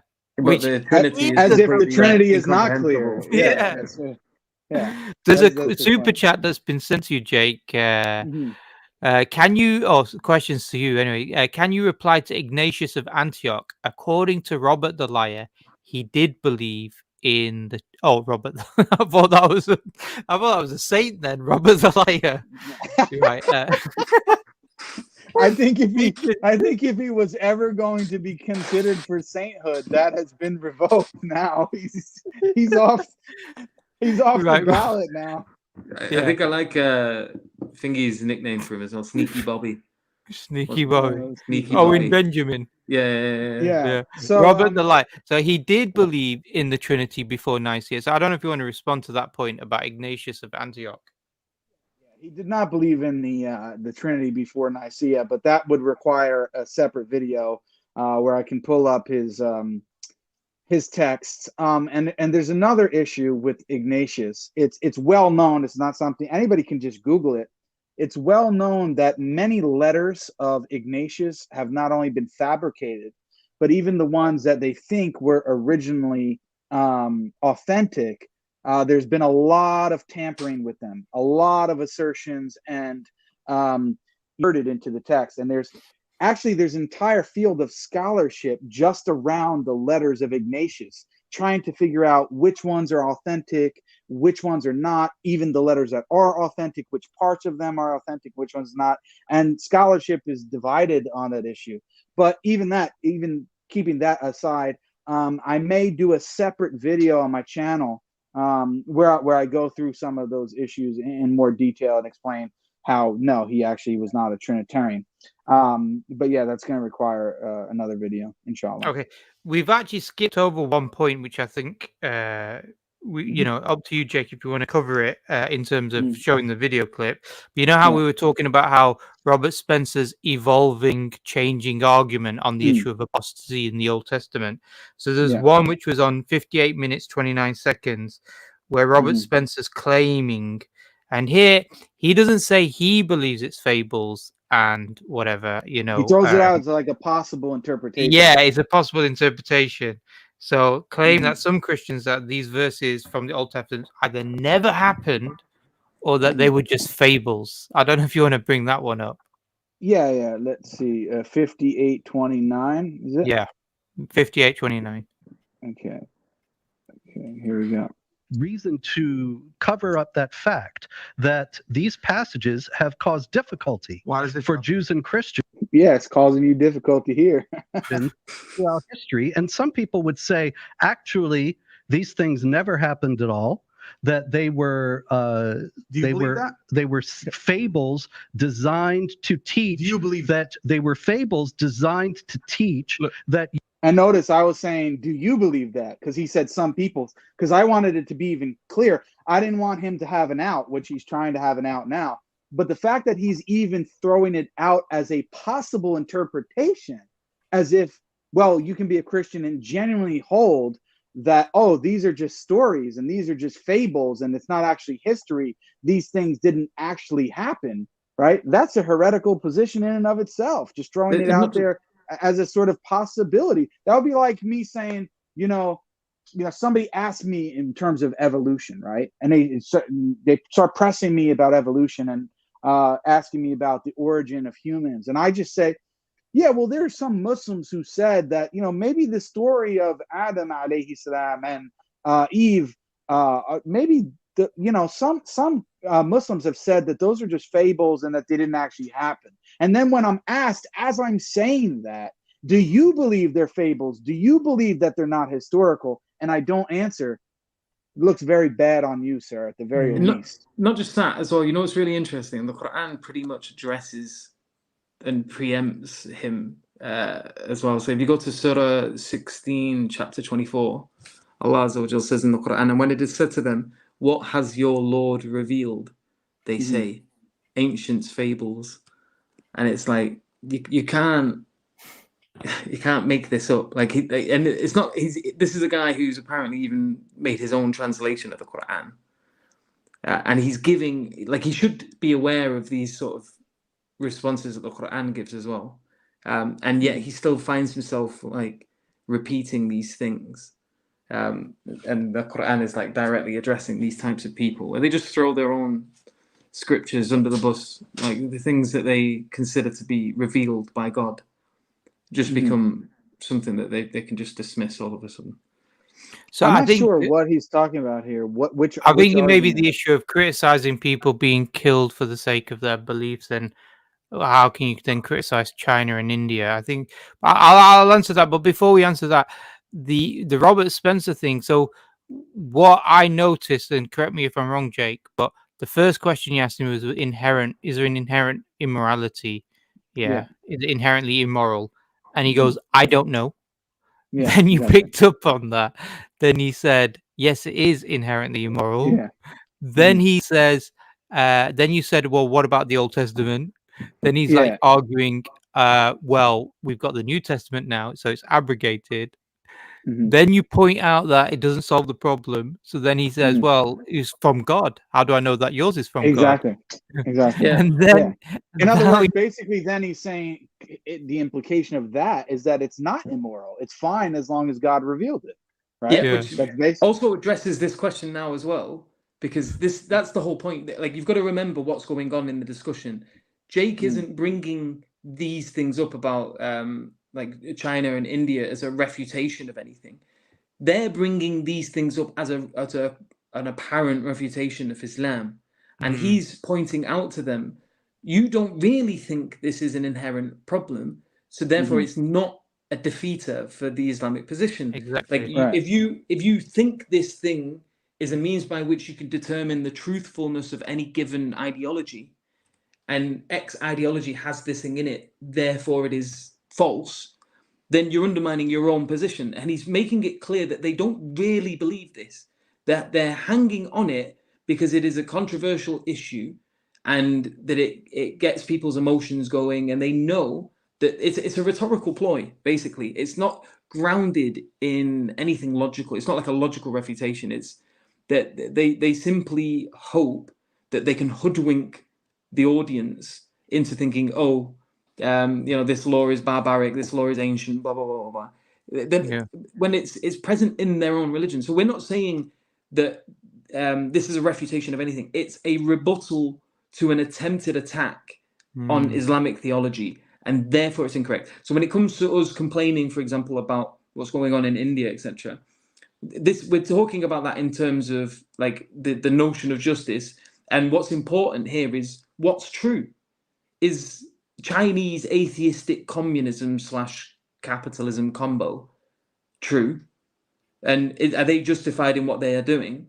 Or is Islam true? And is the Sharia true? And if the Quran and the Sunnah have been given to us from Allah Azza wa Jal, and he has the attributes that we say he has, he is the all-knowing, the all-wise, the merciful, etc. When he's giving us a law, he's doing it from the best perspective, and he knows how to organize a people on every level, from the individual to the family to the communal to the societal, in such a way that is beneficial and gives victory to those who follow it in this life and in the next. So the fundamental question here is what Jake and Brother Daniel were trying to do, was bring it to theology. Which one is true then?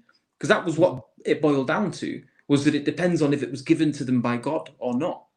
So then also Yusuf, there's an inconsistency. On the one hand, like you said, they will say that we believe in X, Y, Z, freedom, you can do whatever you want, blah, blah, blah, yeah?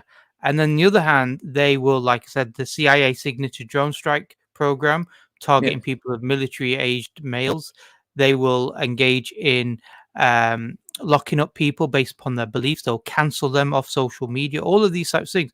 So they are contradictory. So the point here is that you're also bringing out the contradictions with regards to the issue. And the other point is this, is that, look, Muslims and the Islamic State doesn't intern people into camps like in China and force them to become Muslim. That never happened, but that's what we see within China. Similarly, we don't have people who are gang raped because they dishonored a particular individual within a tribe, or they were targeted because of their ethnicity and their religion, like we see or we've heard about and seen in India. So they're not comparable in terms of the crimes that we're talking about. And obviously, like you said, we're looking at it from an Islamic basis where this is a crime and not a crime. And if we can give the example of Egypt, when the Muslims first conquered Egypt, they conquered a land that was majority Coptic Christian, and they were under the rule of the Eastern Roman Empire, the Byzantines.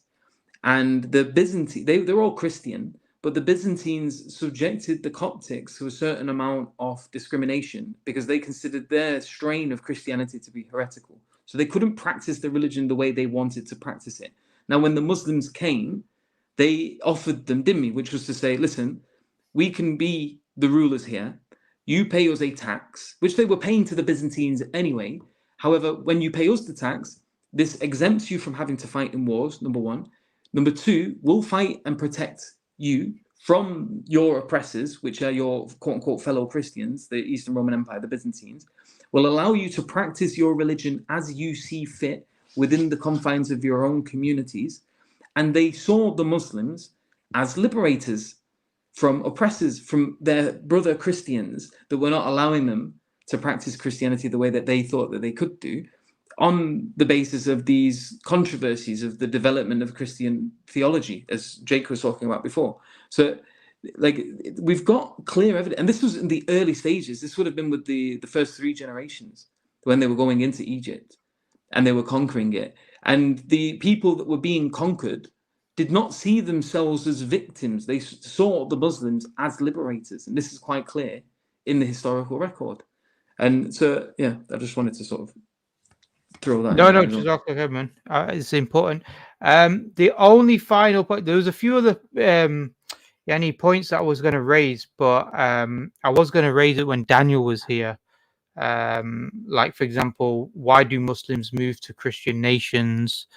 You mentioned the point, Jake, which is that you're actually moving the other way. And in fact, many Muslims, we now know many Muslims, second generation Muslims who are born and brought up in the UK, who are leaving the UK and going back to the Muslim lands, whether that is in Turkey, Morocco, like yourself, Jake, or some areas in the Middle East as well. People And I'll prefer be it then. honest, I would as well myself move to the Muslim lands, but I'm pinned here because I have a daughter from a previous marriage. And if I move, I just don't have access to her anymore. I have my family who I'm trying to give dawah.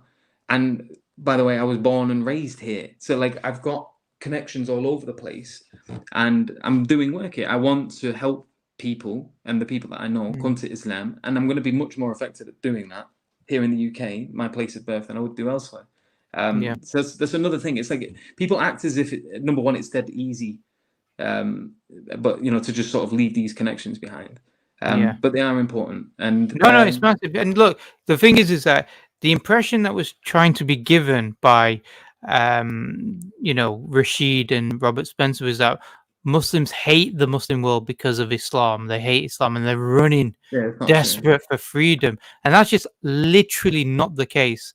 In the UK, it was very clear that the increase in immigration from the Muslim world, from places like Pakistan and India and Bangladesh later on, was done so not because they were hated their lands. It was done because their land, the resources and economies were depleted in their lands due to colonialism, and so they saw a better life economically in Britain, and so that's why they. And by the way, better life, better economic life. Economically, they do well. Do you know what's funny as well? Because the same people that they're saying are flooding away from the Muslim lands because they hate Islam and Sharia so much. They also complain about these people in the UK trying to implement the Sharia here. So which one is it? Like, do they hate the Sharia or do they not? Because true. That's a good point. They're also self-governing on the basis of the Sharia.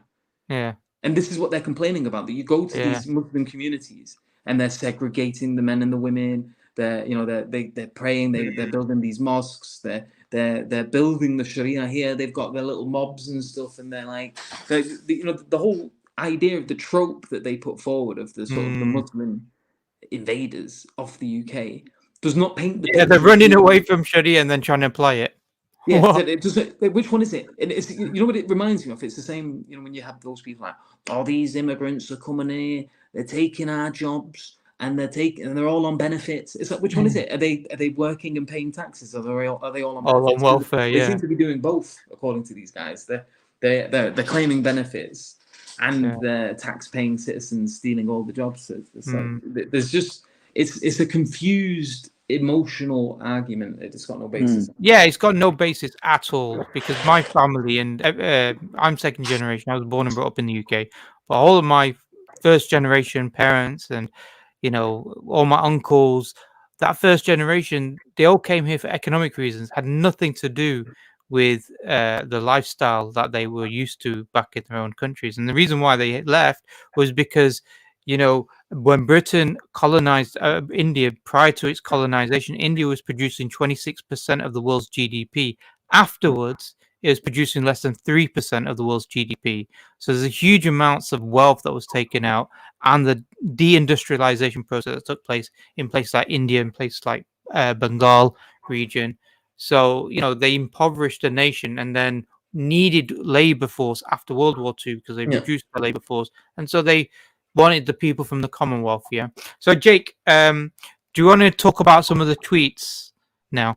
Yeah, there's just one last super chat, and then we'll go to the tweet stuff. Go for it. How to answer if someone says there is no compulsion in religion, but you are forced to, for example, fast in a practicing Muslim house to hide your apostasy. I don't know if you guys want to answer that. Or you want me to answer the verse about La ikraha fid din, there's no compulsion. He's talking about non-Muslims who are not forced to convert to Islam. Yeah, but in terms of the fact that you have people are not allowed to steal or these types of things, then you have regulations with regards to that. So this is very specific. It's in relation. It's reconciled by understanding it's in relation to forcing people to become Muslims. Yeah. And even in the case of fasting. Yeah. In the case of fasting, if you don't fast, you don't become a Kafir. Right. I think he's trying to say you're a murtad, but you're pretending to fast, so that But here's what I'm saying. No, he's saying. Here's the way I'm interpreting it. How to deal with no compulsion in religion, but you're forced to fast in a practicing Muslim household to hide your apostasy.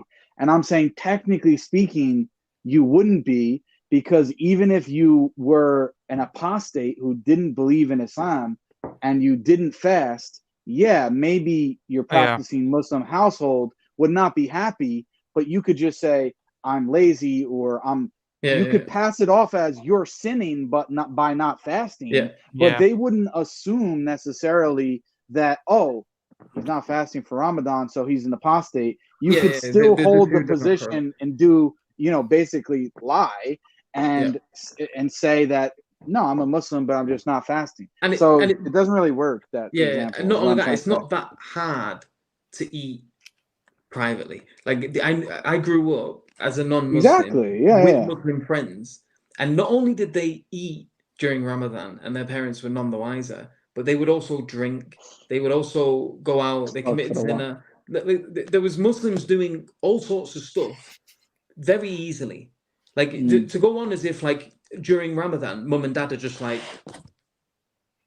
watching you 24/7. No, but even in everybody's daily life, right? There's always time periods when you're alone throughout the day. Like there's not somebody with you for most people. You go to the bathroom 24 hours a day. You go to the bathroom. You lock the door. You're private. You've got access to a tap.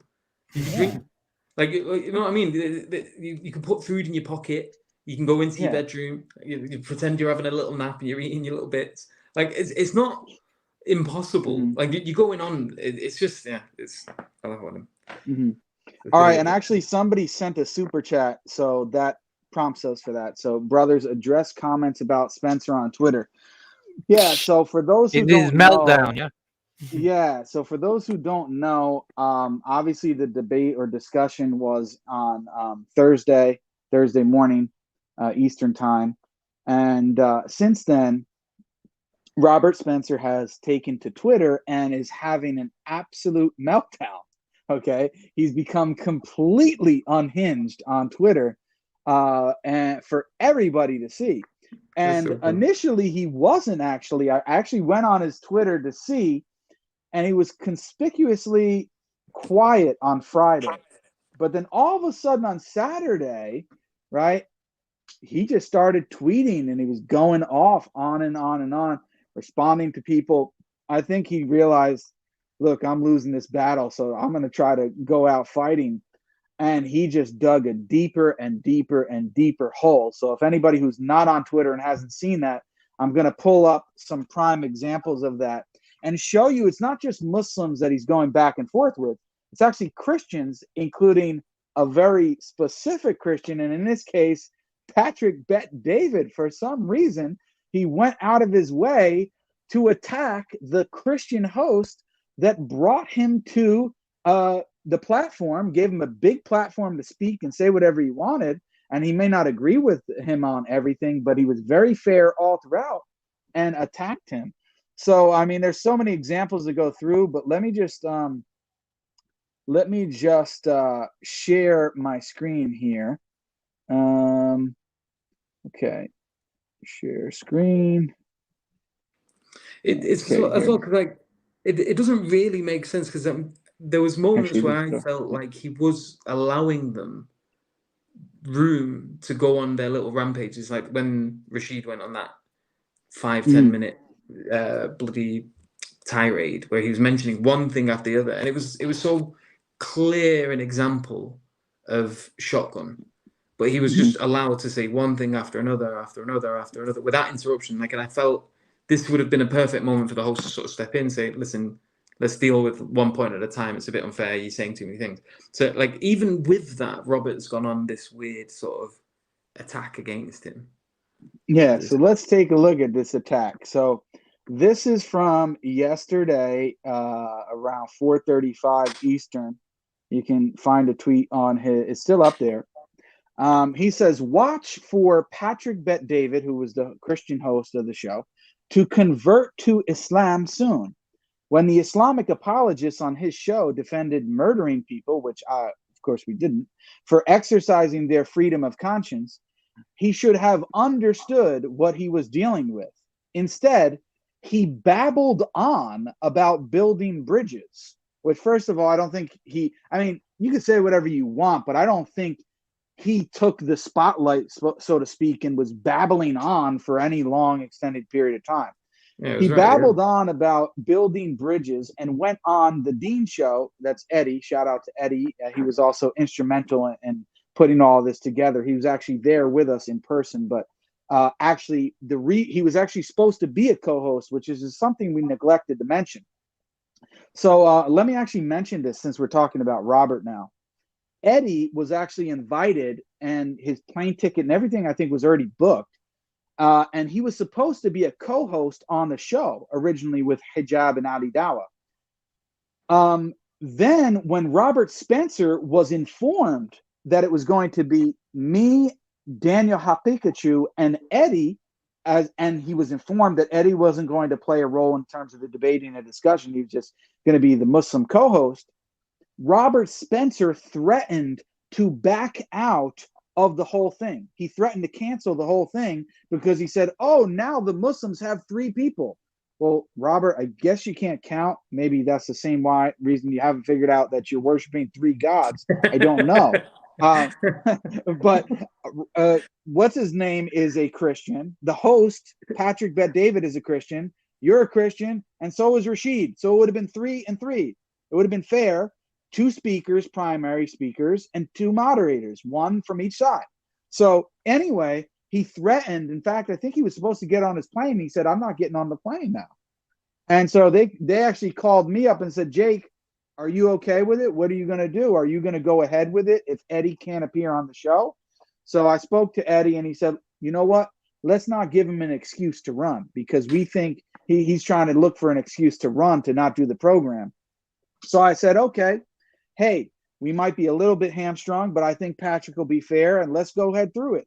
So he actually tried. And the funny thing is, him and his little buddies, David Wood and you know who, did a stream. I'm not even going to mention his name. They did a stream on their channel where they were trying to mock and make fun of Ali Dawa and Muhammad Hijab, claiming that they ran from the debate. They didn't run. They couldn't get their visa to get here. What are you talking about? And now when what's his name, Robert, finds out how the new 2 people are and that Eddie is going to be a co-host, he tried to run. He threatened to not come on the program unless Eddie was not there. So poor Eddie, unfortunately, was not able. He came and he was there with us in person in studio, but he was behind the scenes. He was not allowed to be on the camera. So I just wanted to point that out because I forgot to mention that in terms of the backstory and how everything went on. So, and that's important mainly because they made a whole stream calling out Hijab and Ali Dawa for supposedly being cowards and fleeing, but yet Robert Spencer was the one who was going to flee just because there was going to be a Muslim co-host.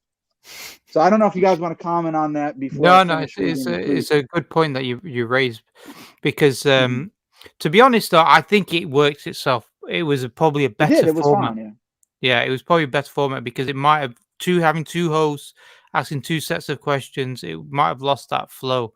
But yeah, in terms of the fact that Robert Spencer was whining like a little person about this, even though it would have been equal, just shows you where he would have been equal. Yeah, so he's obviously insecure, and that's why I think when he saw it was going to be Daniel and myself, he was looking for a reason to run. But anyway, so here it is. This is his tweet from yesterday. Watch for Patrick Bet David to convert to Islam soon. We pray that Allah subhanahu wa ta'ala guides Patrick to Islam. Of course, we would love that to happen, but I saw no indication of it, at least at this present moment. I think he's intrigued by certain aspects of Islam, but I think he's more interested in trying to build bridges and deal with practical matters and how religious adherents of Christianity and Islam can get along together socially. But anyway, so then he goes on to say here, when the Islamic apologists on his show defended murdering people, which we didn't. Murder, first of all, is a charged word because that automatically implies that it's not moral, that it's immoral, it's wrongful killing. We don't believe in any wrongful killing whatsoever. People for exercising their freedom of conscience, he should have understood what he was dealing with. Instead, he babbled on, which he didn't, about building bridges and went on at the Dean show, that was Eddie, because after the meeting, Eddie, after the show, after the cameras went, we stopped recording, Eddie and Patrick went into a separate room where they spoke for quite a while, I think, maybe a couple hours. And Eddie recorded part of that conversation and posted it on his YouTube channel. So you can see it there. And that's what he's referring to. With the hate-filled lying character assassin Eddie right after, which is so ridiculous because, I mean, it was my first time meeting Eddie in person, but I've watched a lot of his videos. The guy is so chill, so nice. I mean, to say that he's a hate-filled lying character is just ridiculous. I mean, really. He's probably, if you want to choose an example of like such like a well-mannered, good-tempered person within the Muslim community, he's like at the top of the list of the characters he put forward. It just took the wrong shot at the wrong person. So, and then he said, PBD, Patrick Bet David, is infatuated with Islam. Well, alhamdulillah, if he is. That is understandable, given the wholesale moral collapse in the West. So he's admitting the failure on the part of the Christian West. And the fact that the deep and widespread corruption has spread into the churches. Thank you for admitting that your churches are so corrupt. But he should have realized that one enslavement to tyranny and lies is no cure for another. He is getting played expertly by the Dawah boys and has no idea what is being done to him. Nobody's playing him at all. We only basically spoke to him on the channel, right? While we were there live. So anyway, this was a totally unjustified, uncalled for, without being prompted, just outrageous critique of Patrick and Eddie and everything else he had to say in there. It's not as if Patrick, you know, afterwards, even that video, he wasn't taking shots at Robert. He didn't go on Twitter taking shots at Robert publicly, but yet he felt the need to do this. Now, why is that? Because he's seen the public outcry in response to the video is that he got absolutely destroyed, embarrassed. His career is over. He has no legitimate critiques of Islam. He was a complete joke, even from the Christian audience. And I'm going to show you a couple Tristan Tate at the top there, he's a Christian.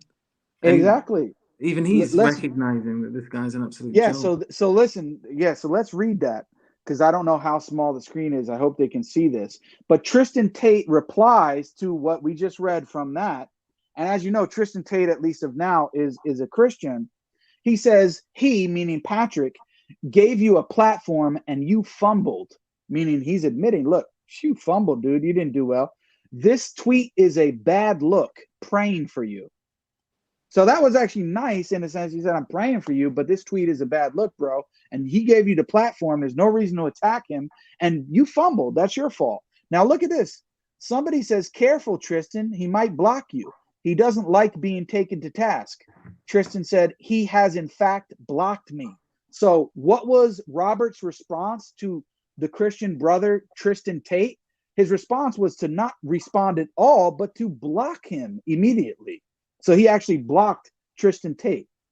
So I don't know what you guys think about that before I go, because Patrick actually then responds to this tweet. Should I just go to that immediately? Yeah, just go to that. Okay, so let me let me share the screen here, and I'm going to go to Patrick. So Patrick responds to it. He quotes the tweet, and then he responded to it. This was last night. You sound bitter, upset, and frustrated. You were given an opportunity to come discuss the differences between Islam and Christianity. They, meaning Jake and Daniel, seemed prepared with pointed questions to ask you, while you seemed defensive. Being upset with your performance is understandable. So wow, that was a complete shot, man, Patrick. I didn't know you were a sniper like that, bro. He just took him out, man. That was a headshot right there. I mean, and he was totally justified because Robert came at him for no reason. But look what he said. Being upset with your performance is understandable. You know, and listen, Robert is famous for having a jihad watch. I think we need to have a Robert watch because I'm actually concerned about this guy. He seems completely unhinged. I hope he's got some people that he actually trusts around him. I think there is a website. Jay, there is a website. I think I don't know what it's called. I think it Spencer might be Loon Watch, where they have a section on Robert Spencer and these guys on the right who attack Islam. We need to have a Spencer watch. Yeah. Yeah, Spencer. But you know what it is that it's just, you know what, Jake, remember I spoke to you and you were saying, yeah, Patrick was really, happy with it straight after the discussion. And I was like, is he just being nice or not? But that tweet is very clear. He thinks you guys won the debate. And but to be fair, and maybe you can get glimpses of that in parts of the debate and discussion and the after discussion with Eddie. But to be fair to Patrick, right? He wasn't overly, explicit with anything. He didn't go to Twitter and say, yeah, I invited them and the Muslims really handled those Christians, boy. I mean, he didn't do anything like that. So it really was unfair. But I want to read this other tweet, which is under it, which is by another Christian. So it's not just Tristan Tate, another Christian, Jeremy, who actually is a comedian and a Christian. He's got a large following here. You can see he's got 218,000 followers on Twitter. It says stand-up comedian, Christian, and so on. He's an alleged member of the Muslim Cousinhood. Anyway, he responds to Patrick. He responds to Patrick's response to Robert, and he says, totally agree. Spencer has made fighting Islam his entire mission in his life, authored several books against Islam, yet was completely unprepared to answer basic 101 level arguments about the faith. Just embarrassing. Well, I'm sure he probably got blocked after that as well. But as you can see, Christians are taking to Twitter. I mean, he completely attacked the host. The host basically turned around and said, well, I can understand why you're upset because your performance was terrible. I mean, basically, that's basically what he's saying to him. And then you have Tristan Tate and these other Christians telling you, listen, bro, just take the L. Just go out and go in your corner somewhere and stop crying about it and just accept it. But by the fact of him doing this, he made it so much worse now because now this whole thing has blown up and Patrick has replied, right? So now we see very clearly where Patrick stands on how he saw that conversation. And then you have other Christians coming back and saying, look, we're Christian, but dude, you fumbled. You dropped the ball. It was horrible. You even have other Islamophobes, which I put a video on my channel, a short clip from a very well-known Islamophobe. I'm not going to give the credit of mentioning his name here, but people can go watch that video on my channel where he threw Robert under the bus. He said he dropped the ball. It was embarrassing all over the place. So, Robert, if you're watching this later, buddy, I'm concerned with you. We need to have a Spencer watch because I know you like Jihad watch. We need to have a Spencer watch to make sure you're okay, sir. We don't want anything bad to happen to you, although you think we do. But anyway, I do want to hear from you guys and what your thoughts are on these tweets and this back and forth with Patrick here. So it would have been so much better for him if he just didn't say anything. Like if he didn't make any mention of Patrick at all, like this could have been something that, like obviously there's a lot of heat around this podcast at the moment as it is already. But if he'd just left it as it is, then it could have been something that maybe had blown over. But what he's doing here is he's Like he's shooting himself in the foot so many times. I'm surprised he's got any feet to stand on. Like he might as well take a bazooka to the feet at this point. It's like, I know exactly. Yeah, I'll let you continue, Yusuf. I just wanted to say assalamu alaikum to brother Yahya, just to let him know that he's on here, because I was talking, so I didn't see it at the bottom, but I just added you, so you're here. But Yusuf, if you wanted to finish on anything you were saying there. Yeah, so it's there's another interesting character commenting on this as well, which is Owen Benjamin. And you know, have you heard of him, Jake? Owen Benjamin. Yeah, I saw that as well. Yeah. Oh, right. Yeah, but it's the same, and it's like there's a good group of people coming from a non-Muslim sphere that are watching this and just recognizing the absolute train wreck of a conversation. From their part, at least, from these two anti-Islamic apologists. It was just, and like it's fun to just read through all of these sort of responses and these reactions to it. And it still shocks me that there's still even people on their comments backing them. And like if you go on Robert's Twitter, he's retweeting anything that sort of pats him on that tiny back of his. It's a bit of a joke. Yeah, what do you think, Sharif? Yeah, man. I think the one that you mentioned, I think is it Jeremy McClellan, where he said this guy's been spending years, decades speaking about Islam and the Quran and trying to present himself, because he's slightly different to like the David Woods of the world. He tries to present himself as an academic, somebody who's scholarly on this topic area, and he tries to present himself as objective. He's not got he's not trying to push his own belief system. And anybody who reads his stuff, any Muslim who's educated reads stuff, absolutely realize what complete trash it is. But the fact is that that once he was engaged in an actual debate or discussion, the basic questions he just could not answer. It was really bad. And so someone, did he say he's published 27 books? Like, yeah, 27 books, and he's got like New York Times bestsellers and everything. What's he writing them on? Is it just like rehashing Islam thing? Yeah. No, but I know, but like, what topic is it? Because jihad, ISIS, exactly the same garbage, really. This is what he does. This and tries to link it back to Islam. Book, just gets puts it through ChatGPT. Asks it to like reformulate some sentences here and there. But what a bad move to go after the host like that. That was such a bad move.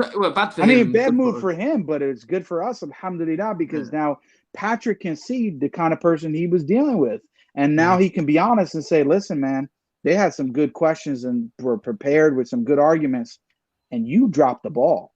You just you came up short. I mean." I'm sorry to tell you just came up very short.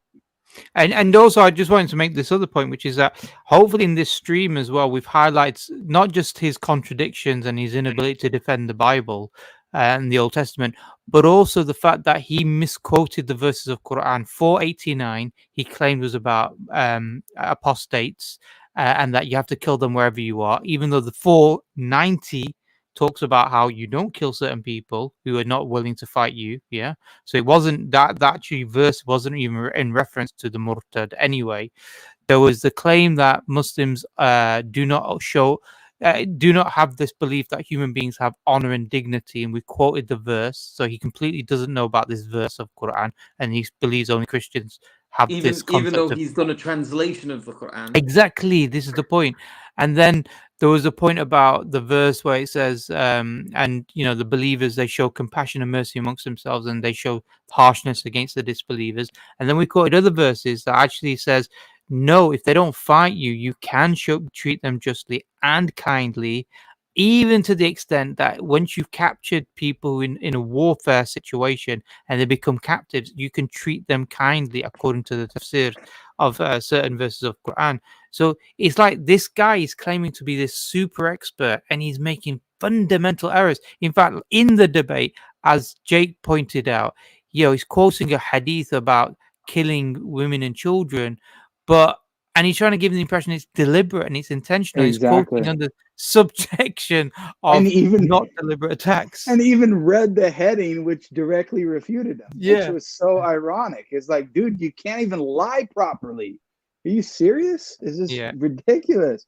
It's But crazy. Brother Yahya, we would So, like to hear from you. When you Yeah, get a so chance. Yahya, we brought Yahya on, alhamdulillah, Jazakallah for coming, because there was something at the beginning of the show. So it's around about the 5-minute mark where the host, Patrick, asked the question, what brought you to the position that you're at? And Robert Spencer basically said his grandmother used to speak about Turkey and how beautiful it was and how beautiful the Adhan was and what a great life it was. And then he asked the question, why did you leave then? And he said, oh, they clammed up. And then later on he found out he was told that they were forced to convert to Islam and they refused, and so they were expelled from the country. And so Yahya, who lives in Turkey at the moment, who's convert to Islam, but went from America to Turkey. So this idea that everybody's moving for the other way, and he's married, a Turkish wife, Turkish children, lives in a Turkish village, alhamdulillah. So he wanted to address this specific issue about the claim that Islam was being forced upon these people and they refused and they had to escape, So Yahya, Jazakallah khair, or Zakaria, Jazakallah khair for coming on. Wa alaikum assalam. It's nice to see you all, brothers. So about that one claim, he used the word exile, if you remember correctly. There, specifically, he said exiled for not becoming Muslim. That was how he framed it. Now, there's a lot of background that needs to, not a lot, but there is some background that needs to be talked about. And there is a kernel of truth in what he says, and it's that kernel of truth that he uses to propagate his narrative to garner sympathy or whatever he wants to get out of it. The kernel of truth is that, Greek Christians were expelled from Turkey in 1923. That's where the kernel of truth is. Now, you all know me, and as Brother Sharif, you said, I'm married to a Turkish woman. That's true, but ethnically Greek Turkish woman, and so much that my father-in-law's first language is Greek, and not from Western Turkey, but from Eastern Turkey in the province of Trabzon. Whatever. Why that is important is because their family obviously is Greek, and they've been Muslims for generations. So the Greek Muslim population was not expelled out of Turkey in 1923. It was the Christian population. But the important thing to note here is that in 1923 there was you've heard of the Lausanne Agreement, right? That was signed between the government in Ankara at that time. That was a bilateral agreement between Greece and Turkey that their respective populations would be exchanged. It was called the Mubadale, which those who know Turkish or Arabic knows that means exchange, literally. So there was a population exchange between Turkey and Greece, in that the Muslims of Greece were sent to Turkey, and the Christian Greeks of Turkey were sent to Greece. This was backed by the West. I mean, the Lausanne Agreement. That was a Western-backed agreement that was pushed forward. And it was not the Ottoman Empire who did this. It was actually the government of Ankara. Now, the Republic of Turkey hadn't been founded at that time. There were essentially two governments side by side in Turkey at that point. The Ottoman in Istanbul, and then Ataturk's soon-to-be government in Ankara, and so it was signed with the Ankara. And the Ottomans at that time, the so-called Khalifa at that time, was purely a figurehead, like the Queen of the UK. Even at that point, there were two separate governments. Right. There was the government in Ankara, which had essentially separated, and then there was the government in Istanbul, which was, as you said, the Khalifa. So not necessarily even a figurehead, two separate governments. Just two separate governments, and one were making the agreement, and they held the majority of the power. And then the Turkish Republic was founded in 1923 after the Lausanne Agreement. So there's a lot of things. It wasn't this Muslim Khilafah that expelled them and all this other stuff. The kernel of truth is that his family was expelled, but there were part two of an places. agreement. It was part Yes, of the agreement. So Muslims living in Greece were being expelled or exchanged, and the Yes. Turks, Christians, were from Greek heritage or whatever, they were being exchanged as well. So it wasn't the case Exactly. that it was simply because, these poor Christians was being forced. There was an agreement, and the agreement was being sanctioned by the European powers as well. Is that correct? Yeah. So Exactly. Britain, It was, yeah, exactly. The Lausanne Treaty, in Switzerland. yeah, and that the main government in Ankara were the Young Turks, and the Young Turks were secularists. Yes. Exactly. Yes. Yeah. So for them, it wasn't the case that they had concerns for Islam. They just saw Muslims as an ethnicity. This was an ethnic issue, not a religious issue. And one thing also, Yahya, that sort of came to my mind when I first listened to it live was, if your grandparents were being removed, and you're talking about late 1920s, yeah, that would have meant that they lived there for centuries. So why, if it was Islam was the problem, why wouldn't they have been removed earlier? Yeah. If Islam is a thing they forced them out, and Muslims forced them out, then they would have been removed far sooner than that. And obviously, as you explained, and something that I sort of recognized at the time, is that this was probably an expulsion during the Young Turks' dominance within that particular region. Exactly. And there were two places that were exempt. One was Western Thrace in Greece, and the other was Istanbul in Turkey. So the Greeks in Istanbul were not forced to leave, just as the Turks in Western Thrace were not forced to leave. And I actually, when I was teaching in Istanbul, I had a Turkish student from Western Thrace, so in Greece. And so she spoke both Turkish and Greek. And so, you have that. So it's not just this whole blanket, hey, let's get rid of all these Greeks because they didn't convert to Islam. That's a very poor portrayal of the history, and it really, it bothers me because it's deceptive. Yeah, this guy is deceiving an audience who are ignorant on this particular aspect of history, in order to tarnish the name of Muslims and Islam.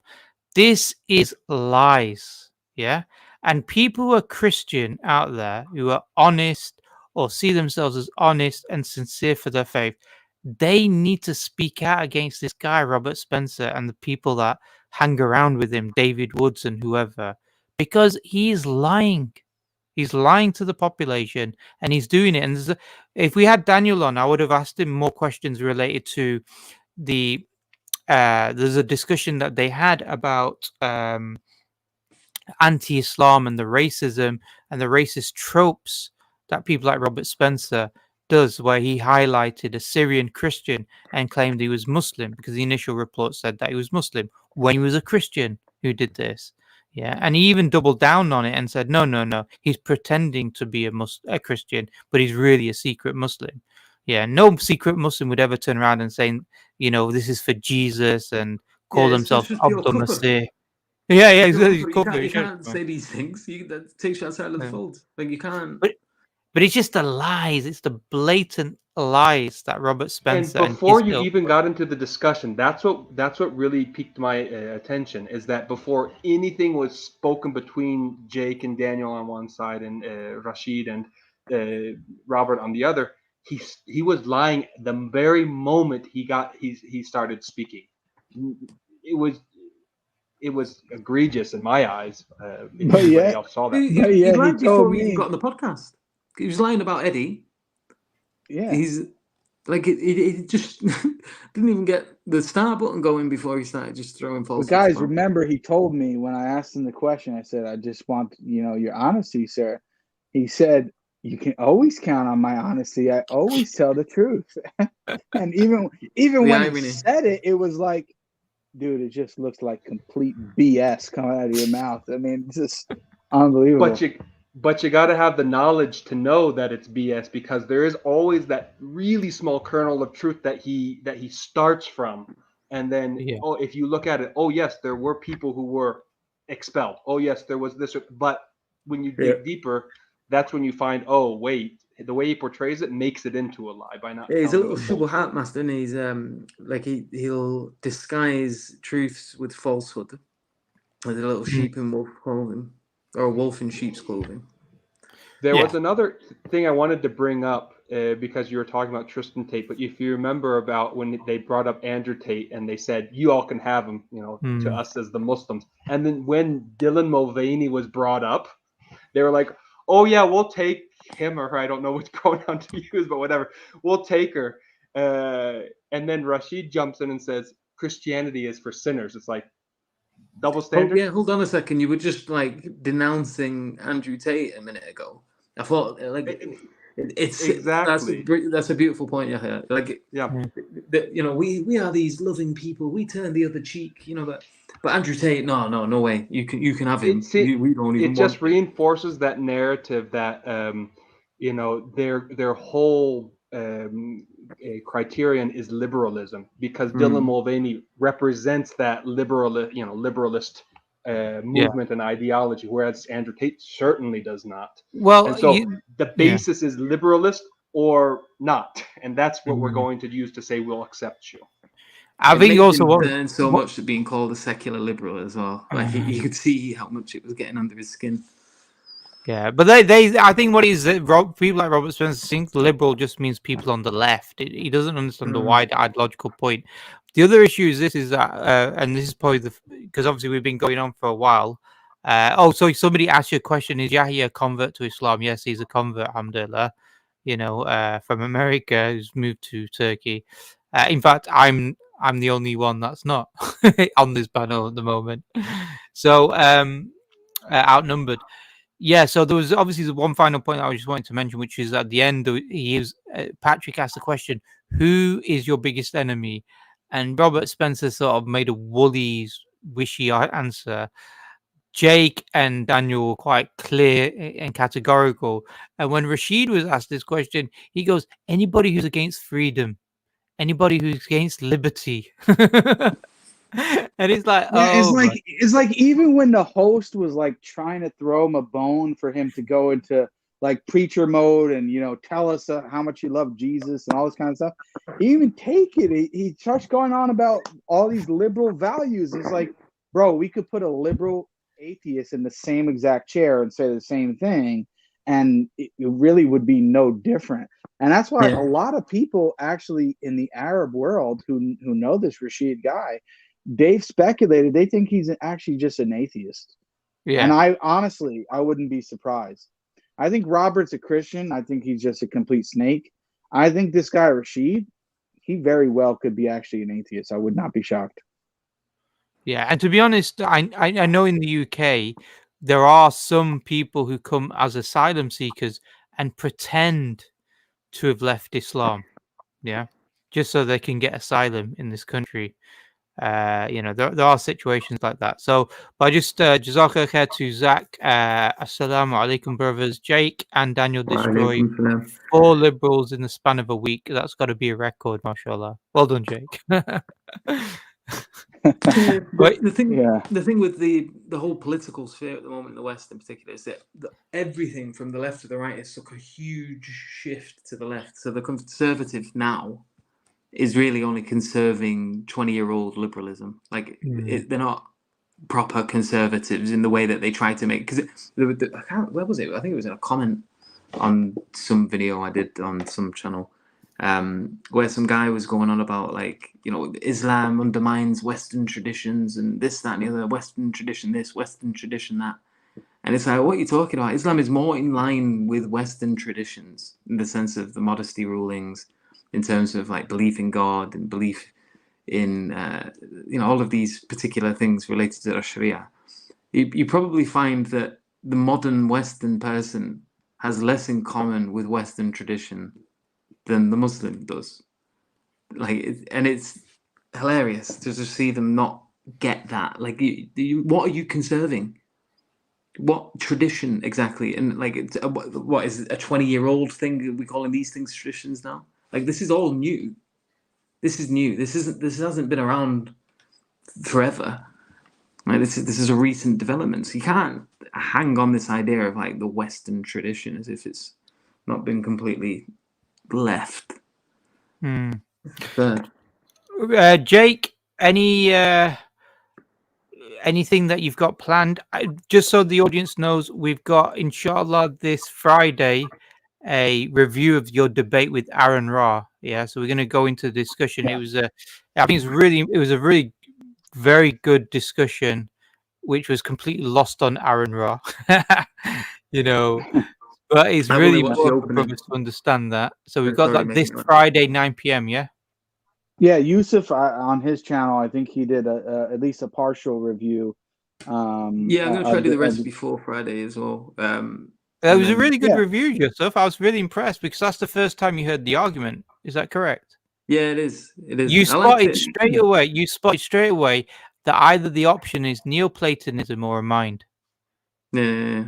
Well, I'm just sort of familiar with the type of, because when you start looking into a lot of these things, there's a lot of overlap between many different discussions, and then like it sort of ends up being like a chess game. Like you see, okay, so what are the options available now if you're positing this particular premise?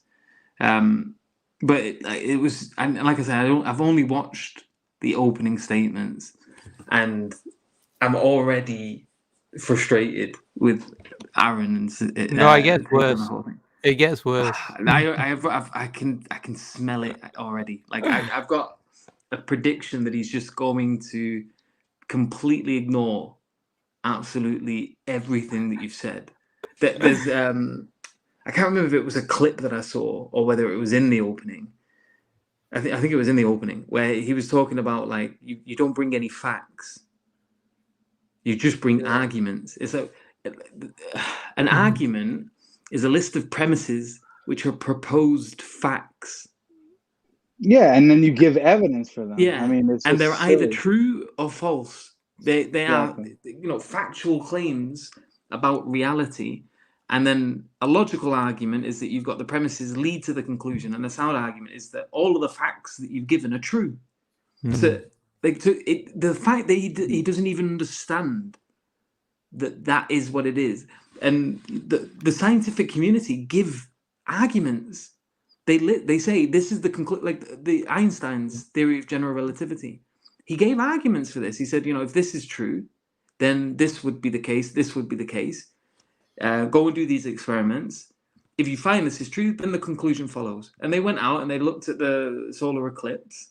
They checked the facts, and then they drew this conclusion based on this argument that Einstein gave. Like it's part and parcel of the scientific community to use argumentation, and like he just doesn't get it. And then he went on, and I think he lists out like 10 points. He begins numbering them, and then he just gives up numbering them. He just starts throwing them about. But they're all like, well, you've not seen the half an hour discussion of whether the microphone's on the table. Yeah, they're scientists until they get into the debate with a theist, and then they become postmodern. Yeah, we'll discuss. Exactly. Postmodernists. Yeah. We'll discuss that. Anything else planned, Jake? That's on Friday at 4 p.m. 4 p.m. I believe, right? Your time. Yeah, so it'll be 9 p.m. Something like that. And other than that, I'm supposed to do a very similar review to this one with I think Brother Daniel and Eddie on the Dean Show tomorrow. And that is going to be at let me see. I think it's going to be at 3:30 p.m. Eastern time, which would be 8:30 UK time. Is that going to be at his studio, or are you doing it online? No, it's going to be online. Yeah, it's going to be online. So it should be the three of us, me, Eddie, and Daniel. And maybe I'll try to remember what we covered in here. That way we can cover a couple things that we might not have here in that review, inshallah. And other than that's pretty much it. Cool. Yeah. How's things been? Anything planned on your end? I mean, I'm far in the east of Turkey, and it's starting to get winter. Way up in the mountains. So it's going to get cold. Maybe 20 years ago, out here, when winter came, there would be villages that were shut off from the world for like 6 months. Oh wow! Like this, yeah, that's not the case anymore. I mean, but it does limit the ability to travel because they do sometimes close the roads down because of the snow. So, getting ready for winter. Alhamdulillah. Yusuf, what about yourself, man? Yeah, I'm trying to do more stuff for my channel because I just absolutely neglected it for a little while. So I'm going to start doing these little like sort of reviews like I did with the Jake debate, where I sort of take notes along the side and just sort of try to talk people through bits. Because the thing is with debates as well, they can be a bit fast paced. And so people, if they've not got the patience to just sort of pause and rewind sometimes, or to just try to reconnect it to things that were said previously, they can get a bit lost in what's going on in the debate. So I want to try and just do that, where I'm like going through it and just trying to help people that maybe get confused with what's going on and the languages that's being used. And then other than that, just focusing on the Lighthouse Project with Sapiens Institute. So we're just expanding at the moment, trying to train new mentors, open up into other languages. We just opened up into Spanish recently. And for those of you who don't know, the Lighthouse Project is just a mentoring service that we offer. So for those of you who might have doubts about whether or not Islam is true, whether you're a current Muslim, an ex-Muslim, a potential Muslim, you can book a free private one-to-one meeting on our website, sapiensinstitute.org/lighthouse, if someone can bring that up on the screen. And yeah, it's free. You can book a private meeting. You can speak to me or one of the other mentors for about an hour. You can book multiple meetings if you need to. Most of my work is just on that at the moment. I do, I don't even know how many hours a week, just doing private one-to-ones with people. And then, and trying to like build other people up to become mentors as well. So that's pretty much, I would say 90% of what I do at the moment. Yeah, there we go. The Lighthouse Project. sapiensinstitute.org/lighthouse. It's free, private, one-to-one. We don't turn the conversations into YouTube videos or anything. It's all confidential. Or even if you're not doubting Islam and you're engaged in dawah, and you're dealing with any particular group of people, you can book a meeting to get coaching on how to give dawah effectively on certain topics and questions you might struggle with, that kind of thing. And inshallah, we're also hoping to expand into new Muslim support as well. But I'm just in the process of discussing that with the team, just to sort of clarify exactly what we're going to do with that and how we're going to do it.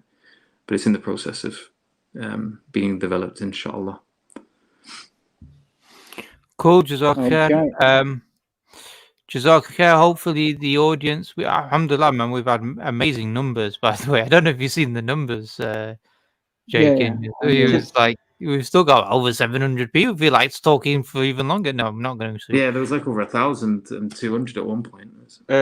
Sharif. What's that? Could you? I sent a link in the private chat. It's my story of how I became Muslim in Turkish.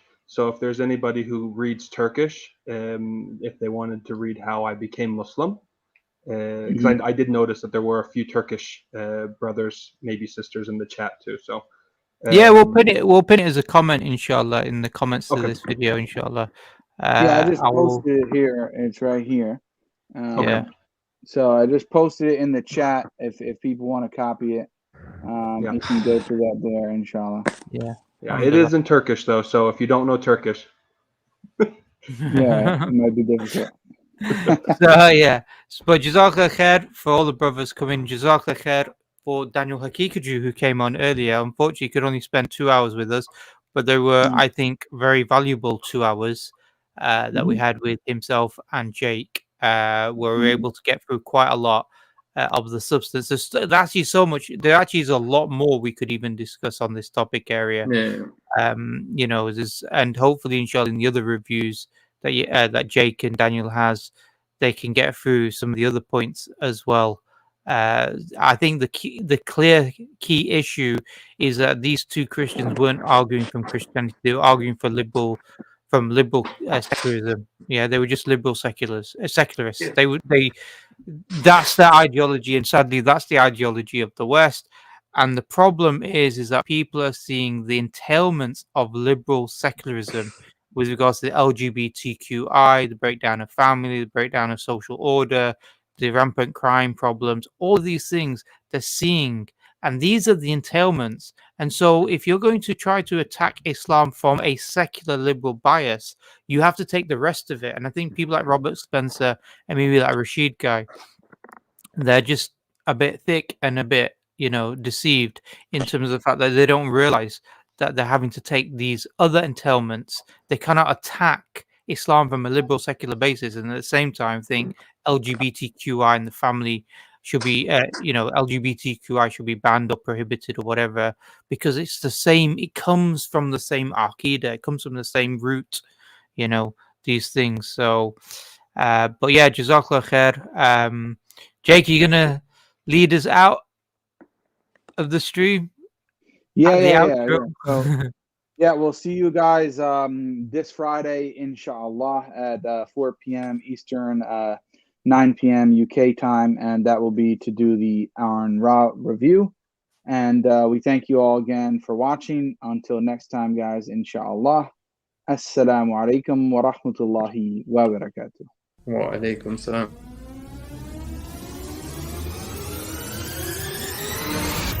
حي على